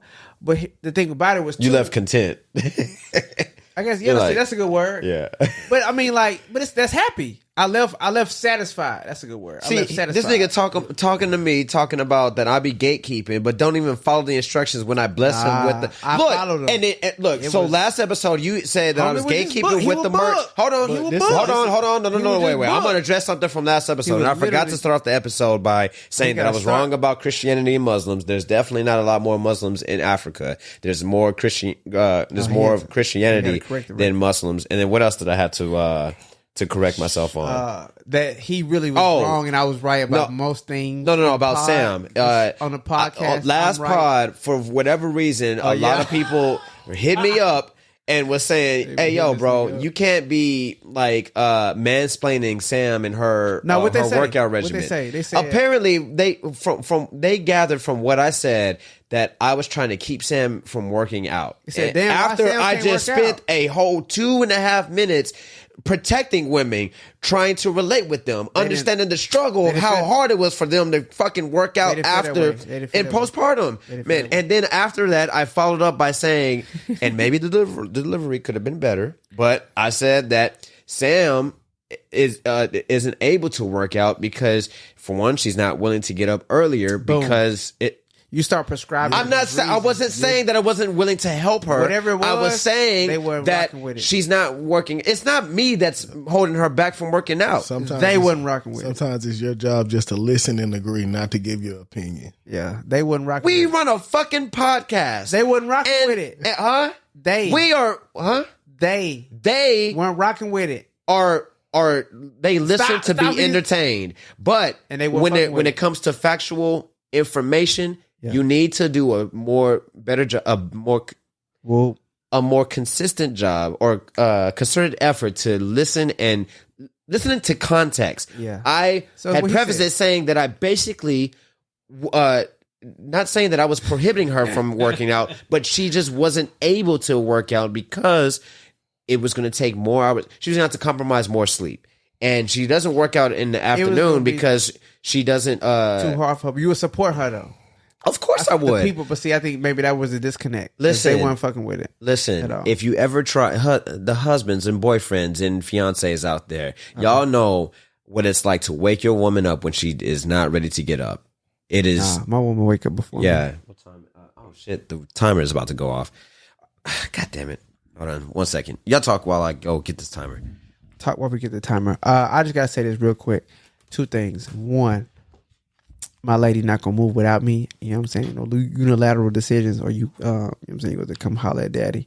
Number 2, my barber, if he charge more money, he's worth it. I ain't gonna lie. Shout out to Tom, because that nigga chopped me up. But the thing about it with barbers overall, to kind of put a bow on that conversation, put a period on it, bro, you gotta be, how do I say this diplomatically?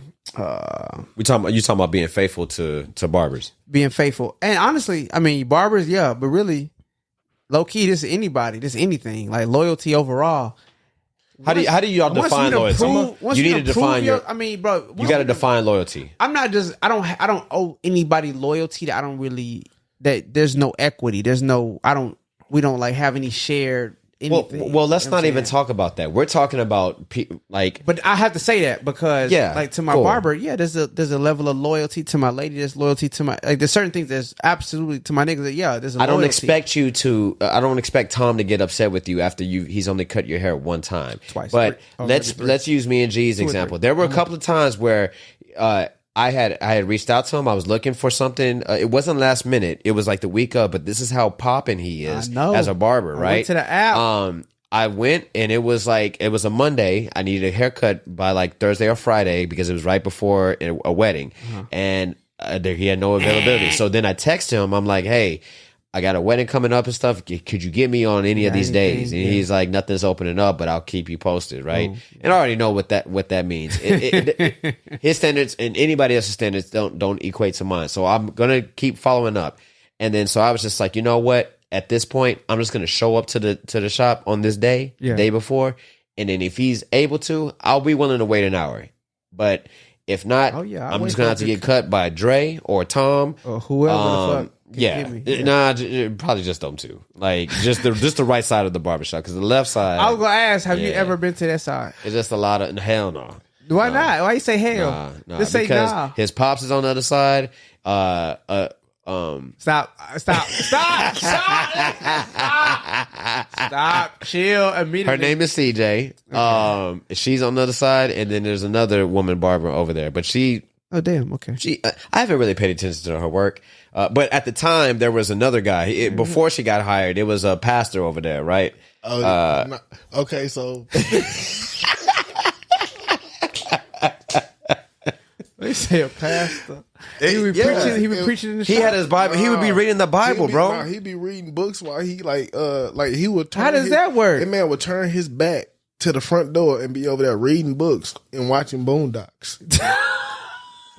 Not only that, swear to it'll God. be his clients He'll that walk into the shop, Dino, and he would ignore them. He'd be like, "I'm on break right now." Oh, it'd be like walk in. He ignore the door. He's the barber here for walking. And he's the only barber available. Everybody else is cutting, and they looking always at had him. a barber. He doesn't look approachable. He just got his back turned. He looks so uninviting, and he's the shortest nigga ever in this world. And that's the one who's there for walk-ins. yes. We had another one come in. There's a reason why he was walking in too.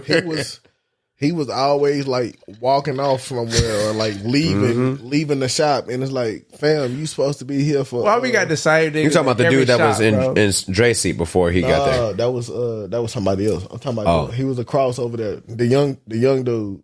I don't think I may have seen him one time, but I That's just the cannot same remember cat what he in looked every like. shop. gonna say That's his crazy. name. But listen, there was. Let me answer your question never mind. from earlier. Yeah. About if you come in and If I have actively tried to book with you and there's an important event coming up and you're just not available, He trying to put all the I might try to see if you can get with the person that I feel like cuts The closest to what you- to me. yeah. And that after they cut your hair, I won't have to Which do was so- Dre. I won't have to do so much work. Dre and Tom have cut my hair before. Tom cut my hair when you weren't even at the shop. Let's lose the and I name. needed When something. I think that's when I had COVID that time. Yeah. I think you were sick, and I desperately needed a haircut. I was really wolfy. But the second time was me trying to book with him, and he was Yeah. popping that week, bro. Oh, I know what that And then I had asked Dre, and that was the and Dre did a good job, but I went right back to G because I'm like, yeah, for look, sure. Which is what I you're don't- supposed to do. You know And what I'm even saying? though G was acting like he was cool with it, I can tell he was a little. He still was a little upset. He hit me with the okay. He didn't hit me with it like that, but Yeah, it was like, yeah, bro. but like if you come in and just like, man, I need a haircut. Who can I go to? I'm not gonna lie to you. I'm gonna send you to somebody that's probably gonna fuck you up. Just so you can, you know how good you got it. So that's one of the client don'ts, right? yeah. Not And don't go into a Damn. barbershop asking about another barbershop. Because I'm gonna tell you, I don't know. Oh, that's any other disrespectful. barbershops Yeah, over here. yeah. and I've seen that before actually. Like, you They'll come in here. That's crazy. Oh well, I've never all done right, that. Yeah. I was like, who in here who can get me? But There was I this ain't- Hispanic dude that walked into the shop. And he was like, "Hey, can you get me?" And he was like, "No, I can't." He's like, You know "Okay, anywhere do else you I know can go? anywhere else I can Okay, go?" yeah, Like, yeah. come I've on, seen that before. Come I've on. seen that before. Right? I've seen And then there was 3 other people in the shop. Ask them. Like, just seen just be a little bit more. Some mindful. people don't know the shop rules though, bro. I'll be honest. All this shop talk, a lot of people don't know the rules. There's rules. You can't come into the barbershop and expect to get right in the chair all the time. That's not gonna happen. Especially if you walk into the shop for the first time. Oh, what? You walk into the shop for the first time. And see, as a rules and walk-in. change. When I used to go to the shop, there used to be a literal clipboard at the front of the shop where Yep. you put your name on the list. Yeah, And a lot if of you ain't people got an come in and appointment, ask. you put your name on the list. So I got to What write a my list? name down on the list. Yeah, what a list. I Yeah. come in and say, "Hey, bro, is there a list?" And I just give my name. And if there's not no list, it's like, no, but he can get you. That's like, Yep. okay. Yeah. You know, And like for the most part, like since we've all been together so long, we know each other's clients and like the different people that come in. So Yeah. like if you're not a normal at the barbershop, I'll know that instantly and ask you like you'll walk in or you, if it's your Yeah. first time. Like some Yeah. people get referred. yeah, So for sure. You have to ask them, are you Me. looking for somebody in particular? Yeah. How long are you willing to wait on the client before you just move on to the next, or Grace you pick period? up a walk in? It depends on the situation. So typically if you don't communicate anything with me, it'll be 15 minutes. I was about to say 10, 15. That's a good. And then break. say if they show up at the 20-minute mark and you already started on the next head, You gotta what wait. do you tell them? If Like, if it's at like if you said like 20, 25 minutes, something like that, like by the time I get going on your haircut, my next client showing like, up. I'm being And now they late. And my next and client now will be- you that pushed the whole schedule Yeah, back. So you I'll just be tell put them back. like, hey man, you're just gonna have to book you just gonna have to rebook. rebook. So like, and then do they get a refund or? No, it says it on my it says it on my Hell no! I mean, I respect that 100%. Like you have to think about it. 100%. If I, because I'm No, it's understandable. You ain't gotta explain I'm it. gonna respect your time Yeah. slot. So like I'm okay with you. Like we in Houston, it's traffic everywhere. Yep. It's Yeah, construction at all everywhere. I times, know people are gonna be running late and running behind. Like life happens. Yeah. So Shit, life happened for me yesterday. yeah. Yeah. And you told me I was running late coming from my appointment. Okay, bet. Just come in. Yeah. And it was about to be another one of those situations. I know you're not one of those people who normally like coming in like hella late. And, every and time stuff take like advantage of it and shit. I was actually about to text you, but nah, like I had a good reason though, Dino, because I completed my first mental health therapy session. Oh, you went to therapy? Yeah, bro. Yeah, I ain't want to be the one to let to. Oh, shit. No, that's okay. Look, come on, you know That's I'm an open dope. book. Okay, but I'm an hold open on. book. I'm an Okay, open cool. book. I want to take a quick let pivot. Everybody know his I'm gonna take a quick pivot. accomplishment, That's you a know? good. That's Yeah, a good man. pivot. So, is this your first therapy session ever? Ever In life, The as an intake. adult It was male. the intake session that Wow. also turned into a little bit of the first session. Okay, that's dope. What do you think? It was really good. So I kind of dominated and You did most of the disregarded talking. I went in. She had asked me why therapy, why now? Yeah. And she had asked if I had anything going on. I was like, no, I mean, like my job is paying for like up to 6 sessions, and I found it as a great opportunity to take advantage of it Yeah, because for sure. therapy has been trending for like the past 5 years. Bro, you have a doctor for your body. You go in for annual Exactly. checkups and physicals. Why not have one for your head? Exactly. Yeah. And I told her too, I'm like, I got a podcast. I socialize with my friends. They are my therapy, right? My wife is my therapy. And I get in my head a lot, but I'm always open for improvement, and I want to be a better version of myself. Yeah.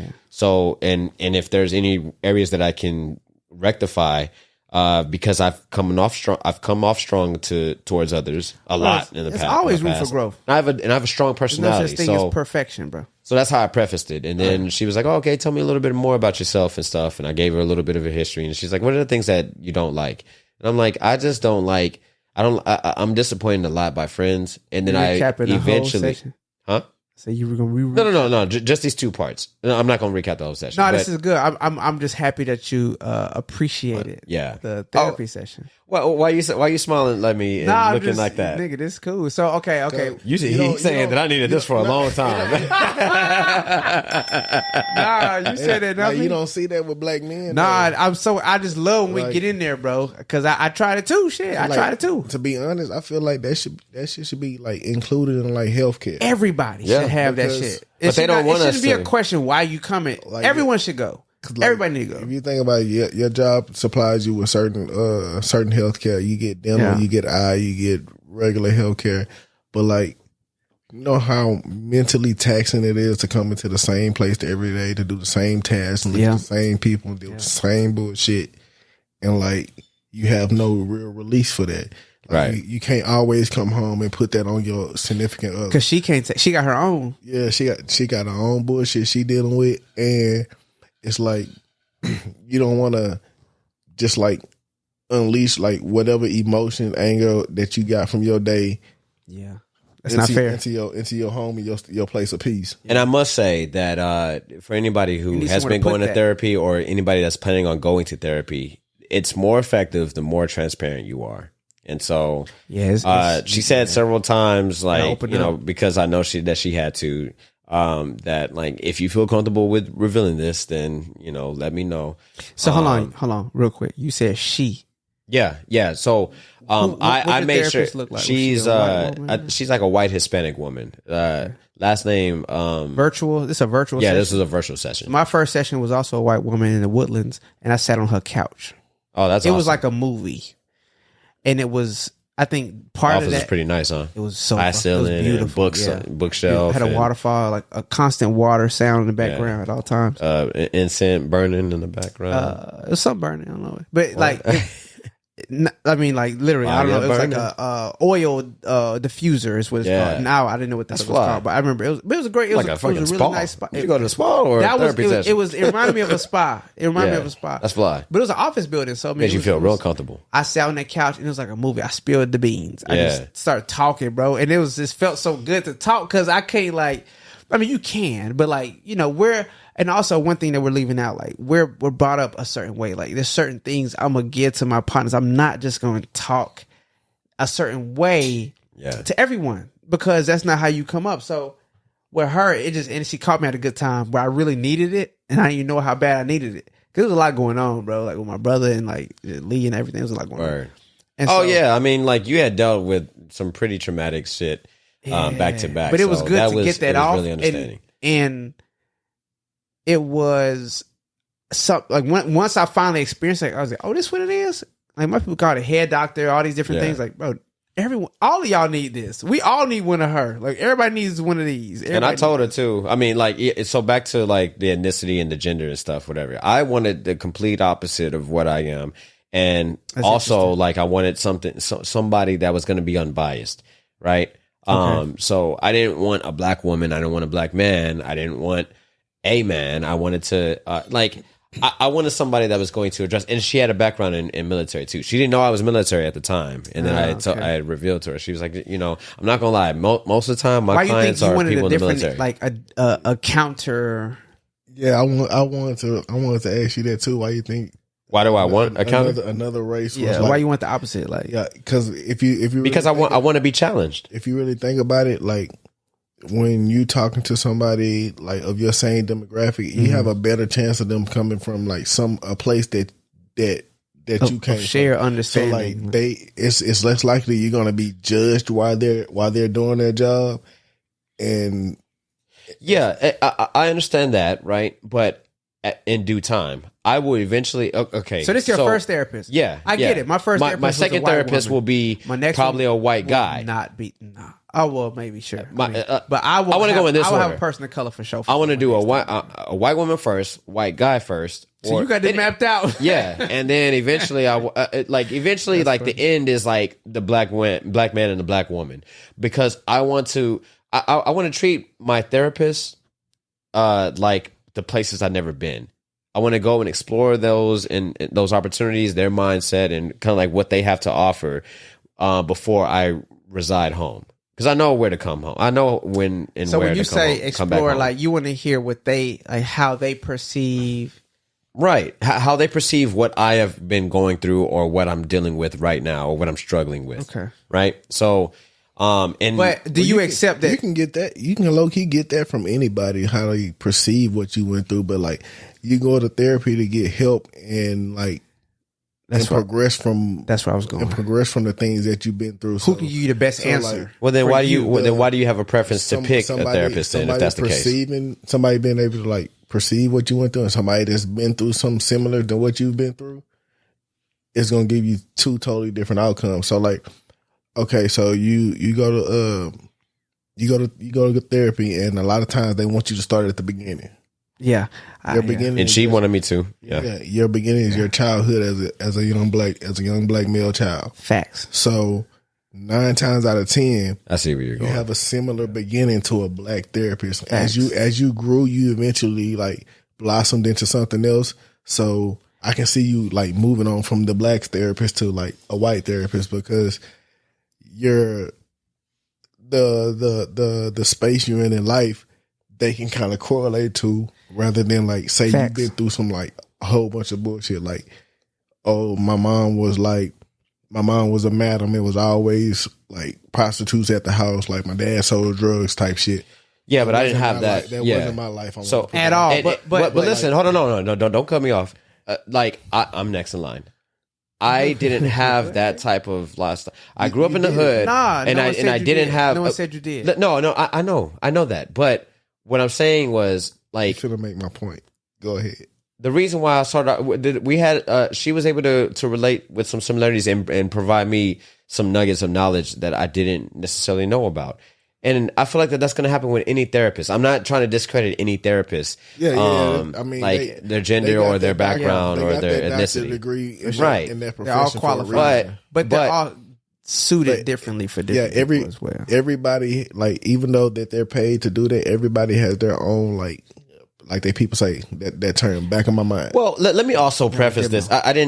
I wasn't upfront with like my selection. There was really kind of like no other choice, but besides like white women to choose from, white and Hispanic women. So there weren't any black options.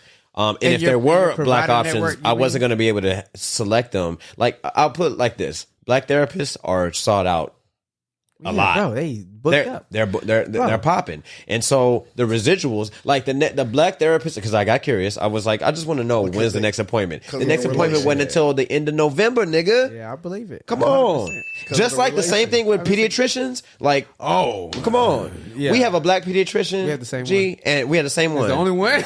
And she's the only one, and she's always booked. Though. She's her. She's booked so much that we see the next pediatrician, Dr. Paul. We see him all the time. I just went to someone else. Yeah, I see her. Katie that's not her name. That's why I call her. I don't know. She's a Caucasian woman, but and then she worked part time. But look, I'm not like, mad come on, at, can you at least be available? She's in like the Caribbean, Cayman. She's somewhere every other week. Yeah. Sis is living life. I'm not mad at her. Shout out to Dr. Johnson. I can't be mad at her.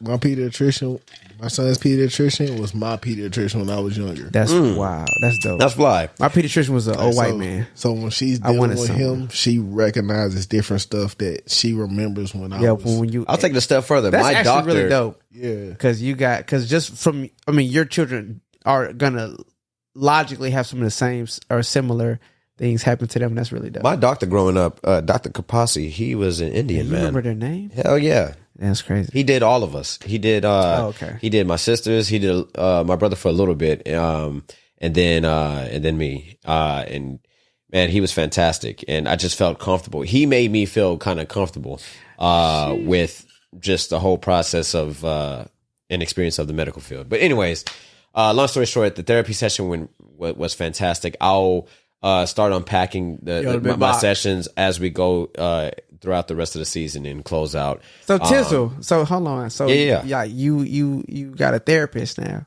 Yeah. And you in regular therapy session. Weekly right now, yes. Nigga, that's what's up. I got you ever watch Suits? Of course. You think I haven't watched Suits yet. It's on my to watch list. Turn out like Lewis? Who's Lewis? Is he one of the main characters? Yeah.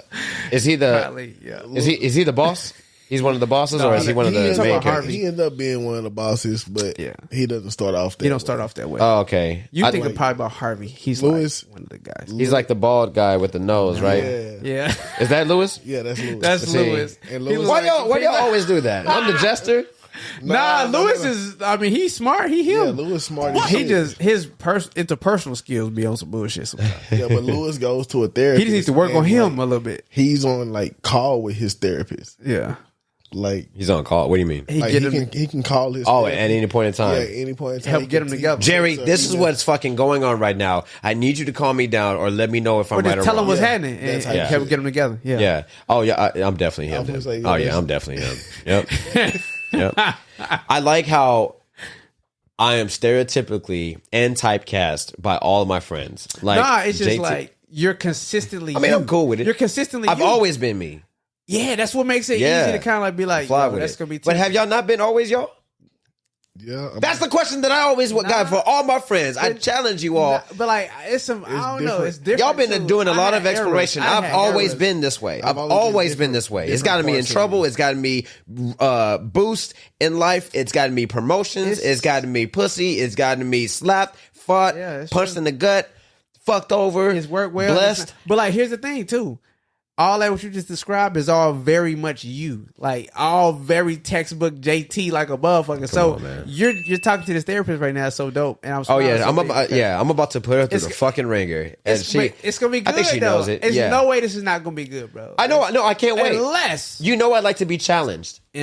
unless I'm accept the process. I'm you very gotta accept it. I'm And very also, receptive. You must also. be wrong. You know me. No, I think I I don't say this, I don't 'cause have a problem with being wrong. I think this your first session. Okay, I'm gonna be quiet. Just No, what's no, your- no, what's no, your therapist? no. Don't say her name. No, but, don't think, huh? What's first letter of her name? Go. See? Okay, so Kathy, right? Okay. So I think give Kathy a chance. I'm definitely going to give her a Be chance. open What? to Kathy. Hold on. But Pete, this the real part. It's the meat of the meal right here. Be open to Kathy not being the best fit for Tizzle too. Because I am completely fine with that. I went through a bunch of sessions with a Kathy, Yeah. and they were good. But when I go back, I'm not going for no Kathy, bro. Kathy. Oh, I see what you're saying. Kathy, Like what I you're mean not right serving me. It's not the fact that like I'm always wrong. It's just you're not. I'm not. It's not fulfilling. It's just not going to be the food you it's need. Not, it's not yeah, gonna be I got you. I got what nutrients you need right now. I see what you're saying. So Kathy might be yeah. good for your first. Like my first one was a Kathy. I sat on that couch like a movie, nigga.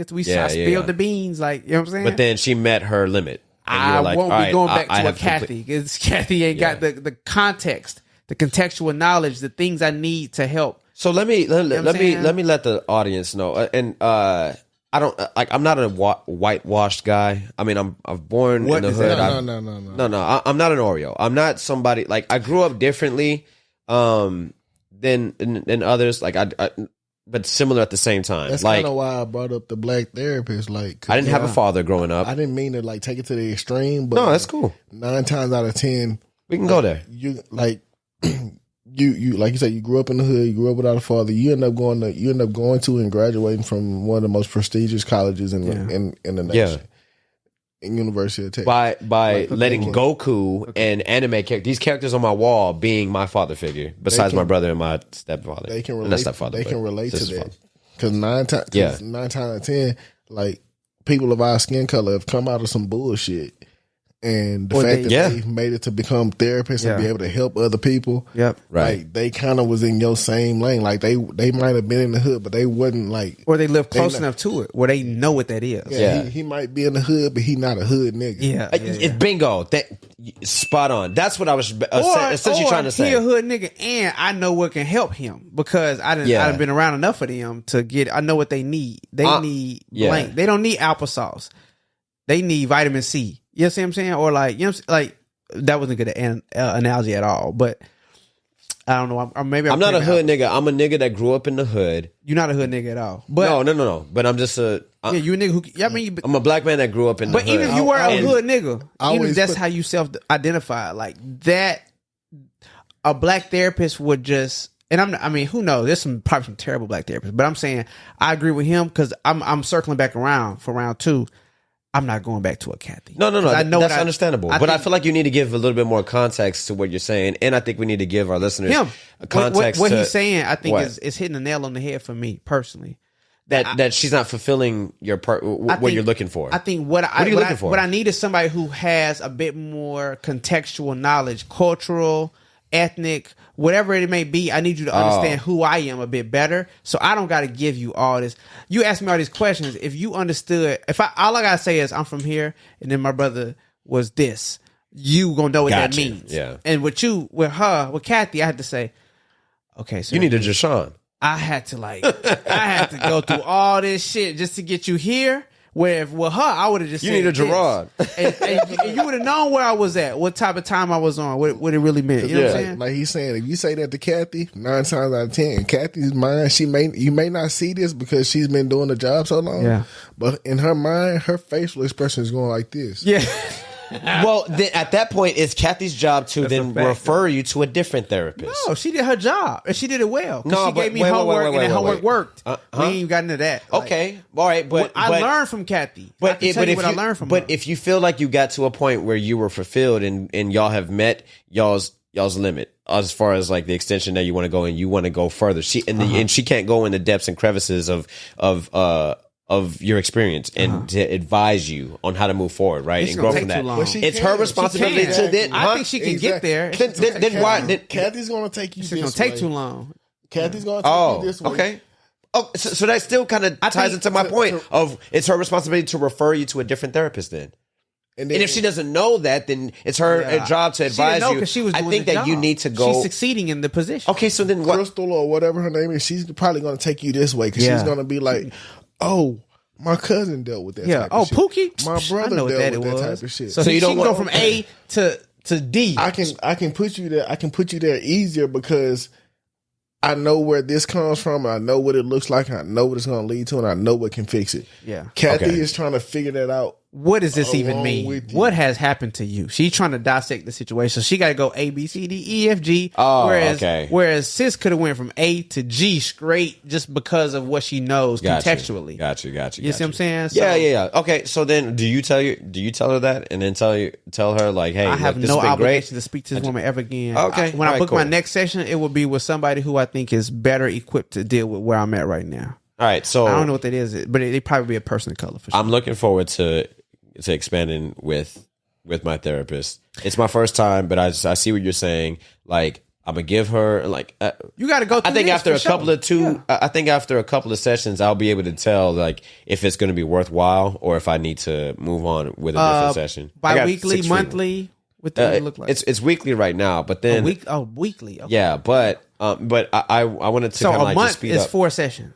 Yes. So you'll know for sure, bro. Yeah, you should know. But I mean, but we'll see. But the reason why I brought up the fact that I grew up differently, meaning that like I still had the same experiences of any kid growing up in the hood, black kid growing up in the hood, but my interest is what kind of set me apart from my peers. So like all those action figures and all these anime characters and stuff, even though we all kind of watched anime and it was around us, I was attached to it. It made me. And then on top of that, I didn't have a father, so that's why I confided in people. Like I confided more in cartoons and fictional characters than I did in actual people. I didn't have a lot of rap. I mean, same thing. I only looked up to Denzel, my uncle, and my brother, and my sister's dad. That's about it. And then everybody else was like Goku, Rurouni Kenshin, Yusuke Urameshi, and Spider-Man, Batman. It's a hella. I hated Superman. Around this month. Yeah, because nigga, I am Spider-Man. Like I'm the next. I'm the other black one, but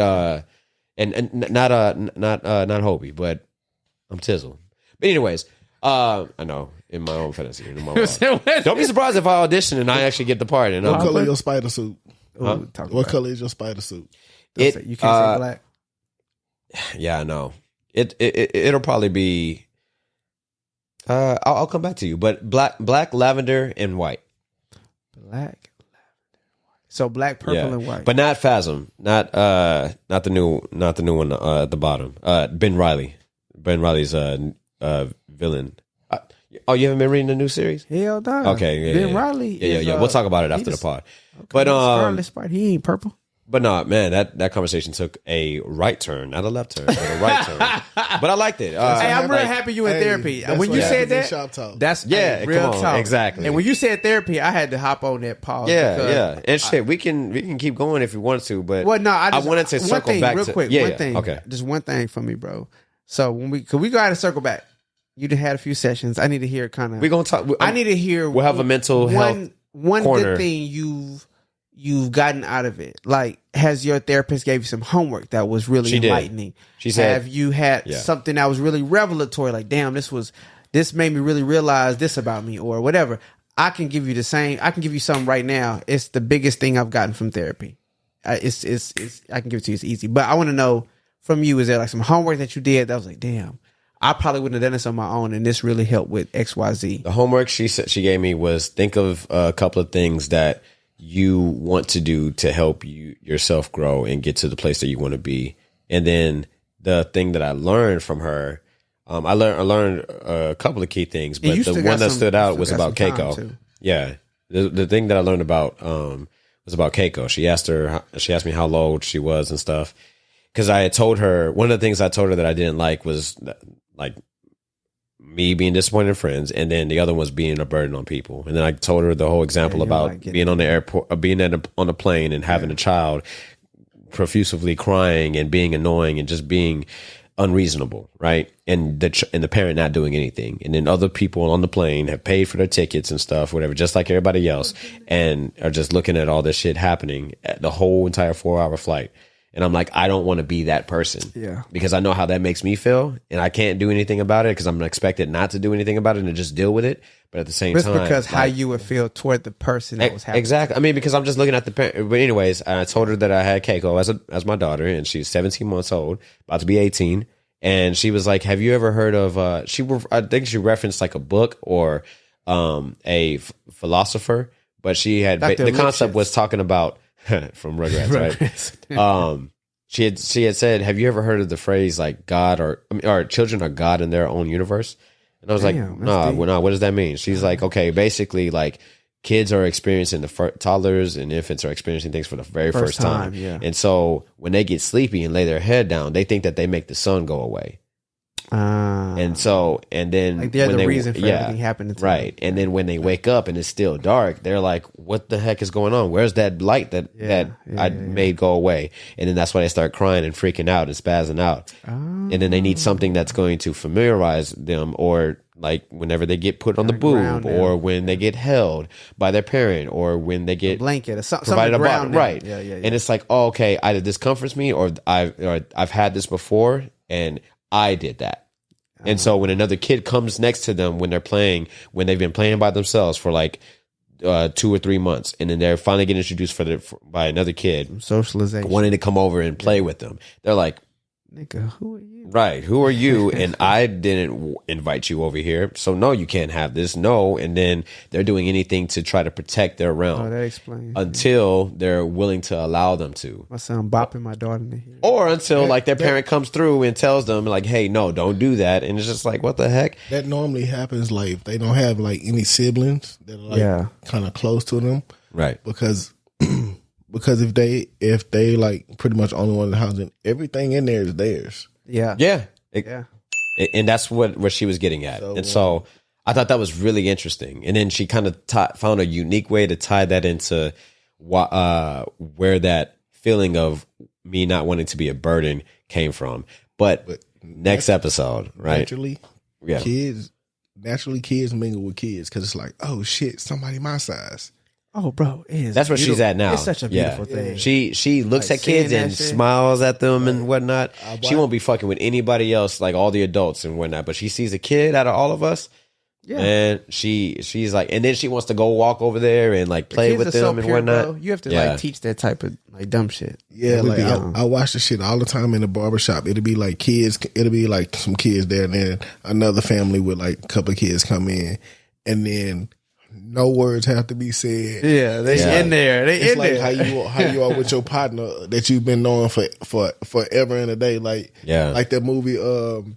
What is the black in it? Where they can like look at each other for sure. It's like kids be like, I still need to see that play? movie. Yeah, I want to play. Yeah, let's play. go. Yeah. Like, oh yeah. And you ain't gotta even know what you playing. Like, you want to go downstairs in the basement and play Dungeons and Dragons? Yep, bro. You just play and like you look like, what do you have? Yeah. Okay, I got this. But that was the thing. I remember here's the thing that's crazy too. I be talking about nieces and nephews. I remember being a kid. Like I'm old enough to know better, but I'm young enough to remember. I remember being a kid still right now. I remember what we used to play. I remember how they used to feel. So bro, like I remember that, like the purity of that is so dope that like I really, when my daughter is the most outgoing, she gonna get it in. Like if it's another kid around her age, younger, older, she gonna find a way to get in with them. My son gonna play shy. He gonna look at left, right a little bit. He gonna try to see maybe, then he'll get in there.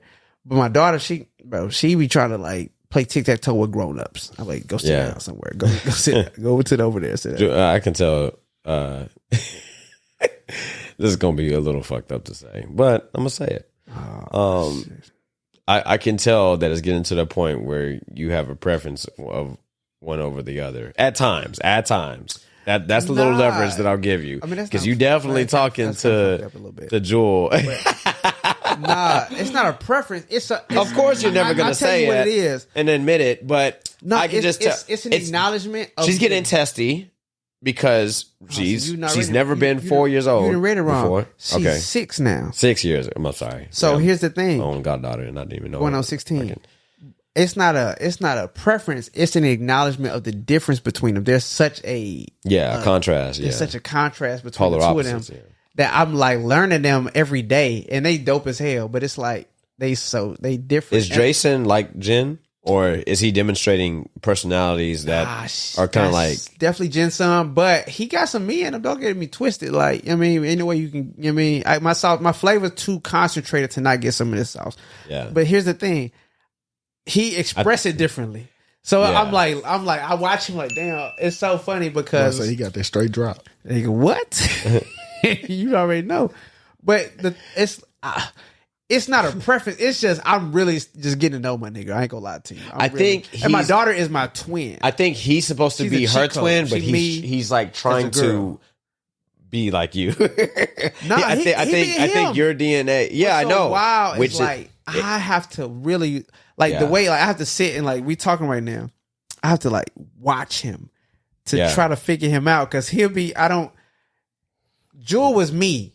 Even before she could speak, I knew exactly. Hence why I think she's getting on your nerves right now. Because you just know that she won't. I know she won't. But that's why I think she's getting on your nerves right now versus him. Like you've never seen anything I know, like they both him get on my before. nerves. No, that shit crazy. I think what it might, if I'm catching this right. Okay, so you always have a daddy's girl. Like it's always daddy's girl. Like Keiko's gonna be the same way with you. Like if she's not already, if you haven't realized it already. So with her being the oldest, and the girl, and then him being the youngest, like you have to show him attention. Like if he was the oldest, like you would be able to be like, okay, you 6, you a boy. Yeah, like, I don't have to like be.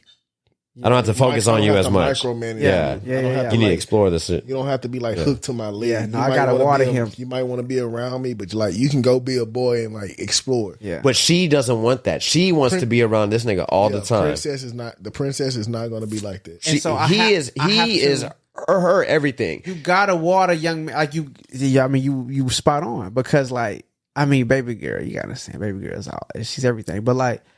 That's your son. Like that's a young man. He's him. You know what I'm saying? So, but I think that's the difference between you and I. I wanted a daughter. I didn't know that I wanted a daughter. I was just gonna be happy with a kid. But when it was revealed that I was having a girl, I was like, I never really thought about how I was gonna be as a girl dad. Yeah. And now, like, I don't really care to have a son anymore.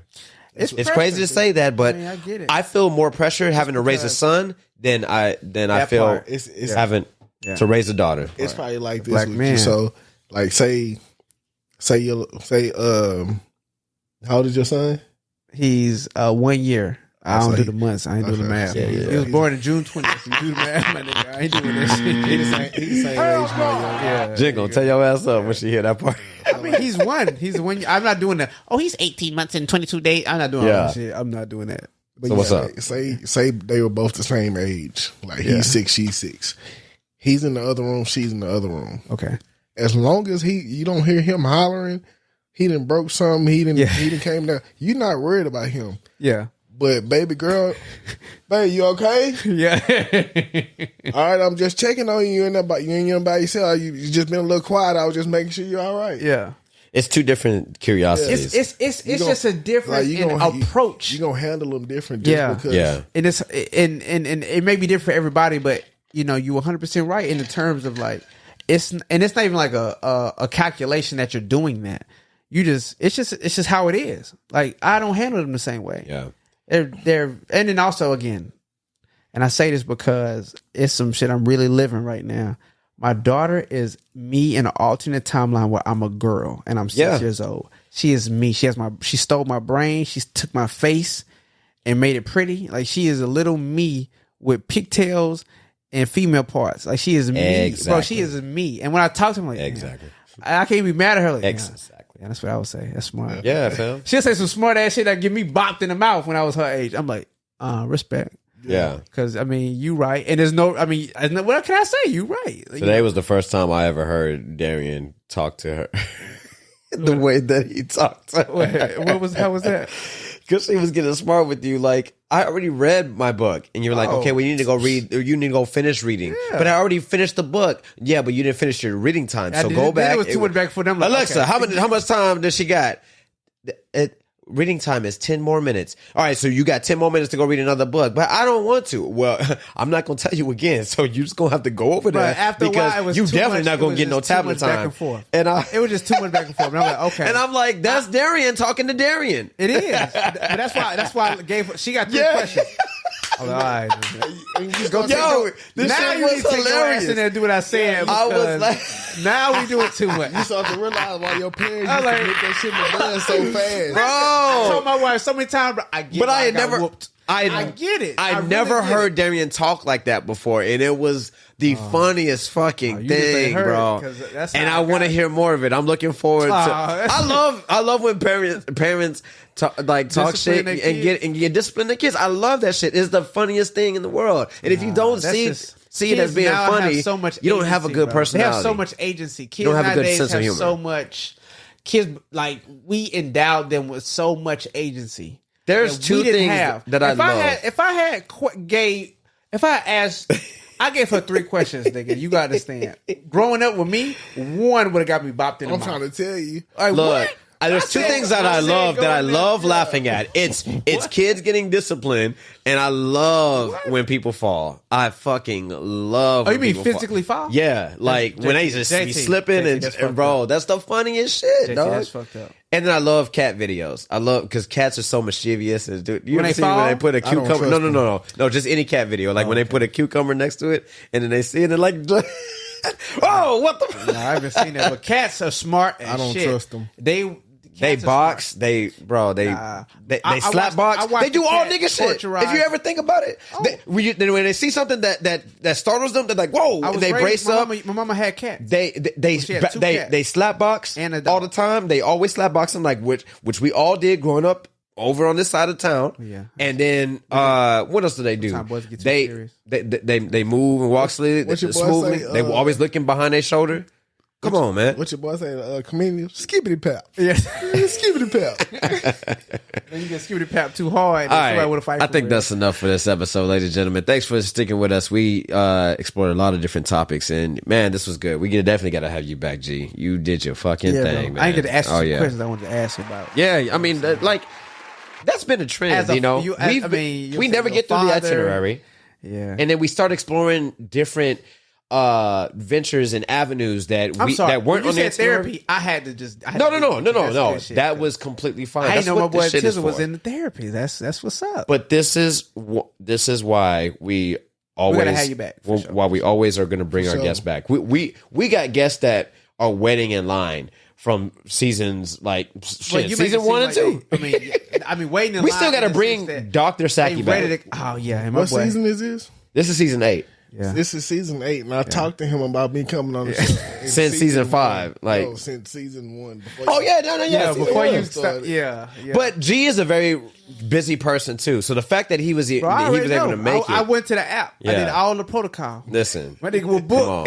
Hey, look, and then the guests that we do have that end up canceling because of mishaps and stuff, they're like, but no, like I want you to rebook me. Like, is there another opening? Like, don't can't get me out of the season. Like, I want to do it. And the way that the season is booked, you know, and the season gets booked like a month in advance too. Yeah. So I'm just glad we able to talk to because bro, like really, this is just a conversation, yeah, and we having conversations with dope people who we've already had dope conversations with in real life. And this is what I do all day. Come on. Cut hair and So you're right. have conversation. So you're right.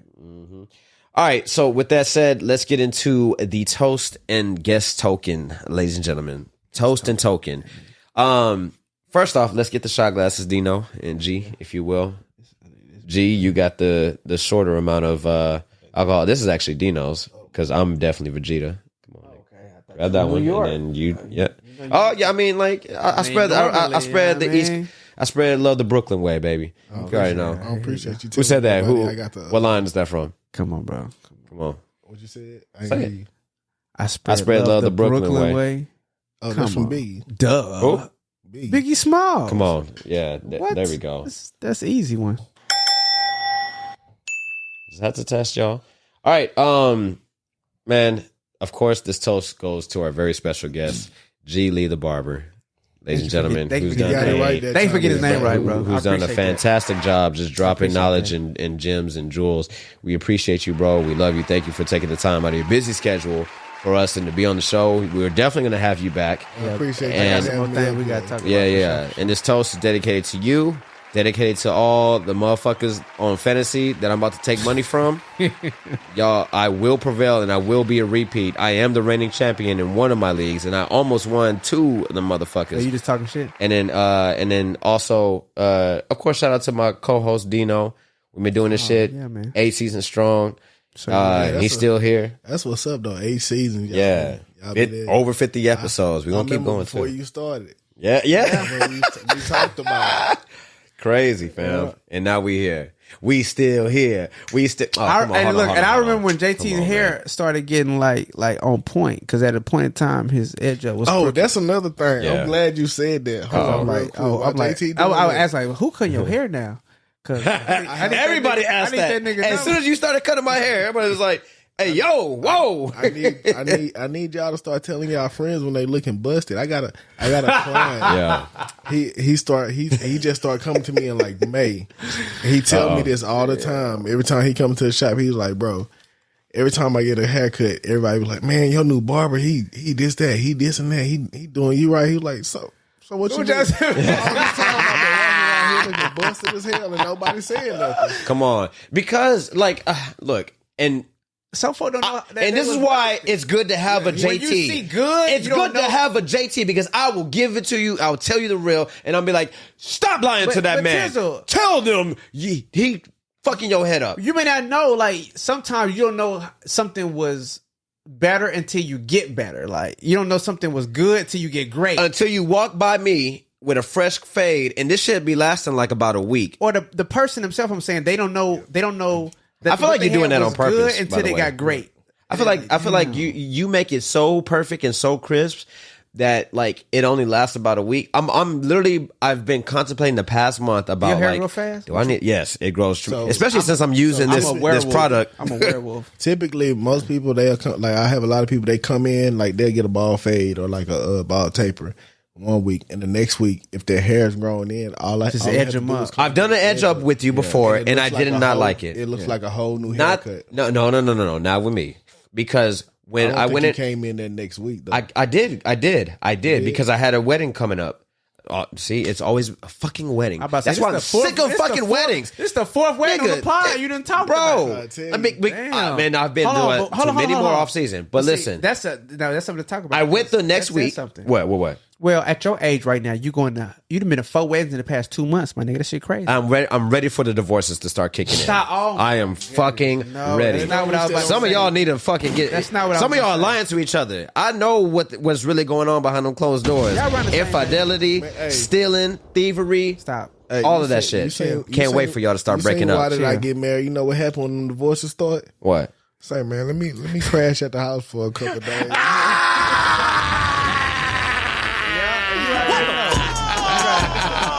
Homie got an extra room too. You know you finna be getting some Remember the calls. episode of Martin with Cole clipping his toenail? Then he got popped in the head. Hey, yo, I got so many fucking friends that have been slept Get on couches. married? I'm not going to out y'all, but y'all know who y'all are. Bro, you got a lot of people getting married too. Huh? Yeah. It's like, And I'm not gonna lie, a lot of married on the spectrum. Look, we done got into a whole nother pod.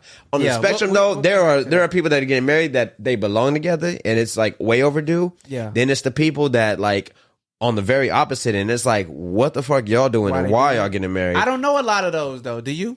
Yes. Okay. Shit, I done been like to 5 weddings already this year alone, and this is a light year. hold on, This stop, is a stop, light stop. year. So of those 5, and we can end on this. Of those 5, how many would you say were like questionable? Oh, you want me to tell the truth? I mean, you ain't gotta say who they are. We don't know. You know what I'm saying? For all we know, Don't put no address on Now, it. look, if you listening, you are in the you Listen, know you gonna laugh. And we got one more wedding, the big one, oh yeah. Courtney and Kendra. Yeah.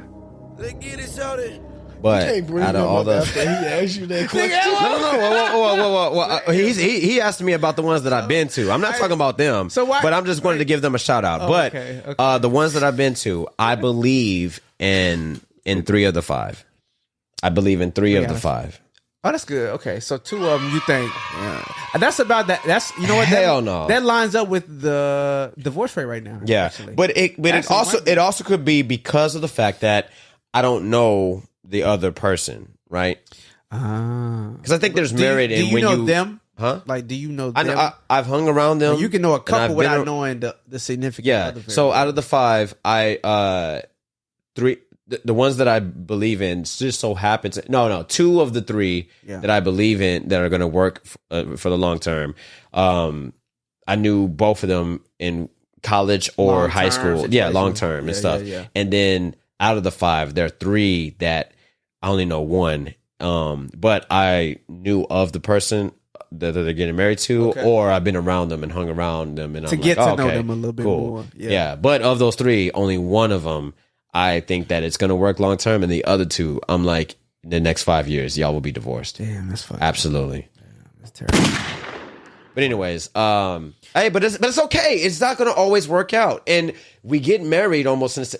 ideally, right? Historically, you're supposed to get married once you know, It's right? a different day and age. But now marriage is A lot of just folks like, don't hey, even let's believe try in it, and if it doesn't work out, then cool, we'll go separate. You know, Joe Jonas and Sansa from Game of Thrones, one of the Jonas the redhead. She plays Dark Phoenix. Yeah, they're getting a divorce, but it's amicable, right? meaning they both wanted it. Right. But they got 2 or however many kids together. The kid They thing met throw on the me show, off. right? Huh? They met on the show, right?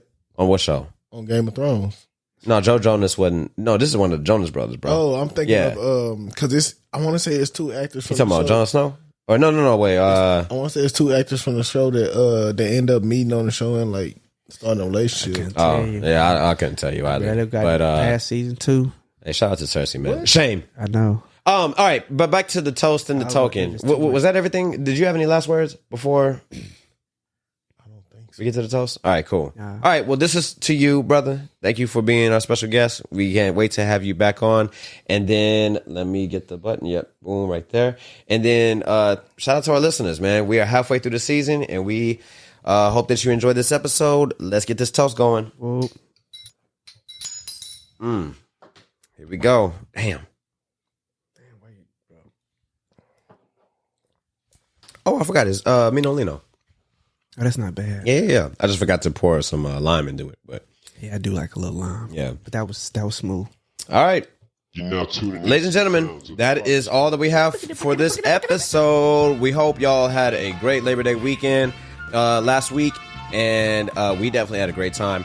Hey, follow the Potnas on all social media platforms, starting with G. You don't know your fucking handle? I Oh, wasn't my- ready for you to know. Throw me in there. I didn't know you I'm didn't listening know to that. You your ain't give handle- me. You ain't give the user. Hey, you know what, Dino? I normally ask people, do you they do? know your social Every tag? time. This is the And first you time I didn't forego the- ask yeah, because you I just forego the assumed, protocol. and he don't even know shit. He just So doing- can you look at it right He's quick? just doing his barber all wrong today. Oh, Yeah, it's All right, terrible. whatever. That's disrespectful. All right, let's try this again. You're now tuning in. All right, ladies and gentlemen, that is all that we have for this episode. Follow the Potnas Podcast on all social media platforms, starting with G. At G Lee The Barber Instagram and G Lee The Barber on the Cut app. Talk to him. On the Cut app. And don't be mad if he booked up a month in advance. That just means he popping. You got to just, you know what I'm saying? Yeah. Get in there. Get in line. Oh, no, it's kind of died down. That's now like about a week in advance. Oh, okay, but- 'cause it was but a month when I went, bro. So that's G Lee The Barber, right? No dot, no underscore, no nothing. G. Lee The Barber. G. Lee The Barber, all right? Yeah. I am not gatekeeping anymore.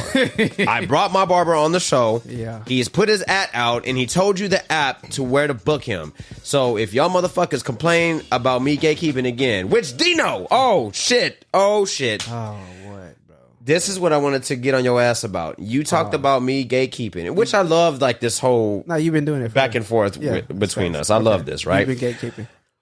You, on last episode, you said I was gatekeeping the apparel, the anime apparel merch. Facts. Yes. What? And I sent you with the latest pictures I sent you of my latest apparel that came in. You did. Were the Spider-Man Sam That's Raimi correct. correction, Yes, you right? did.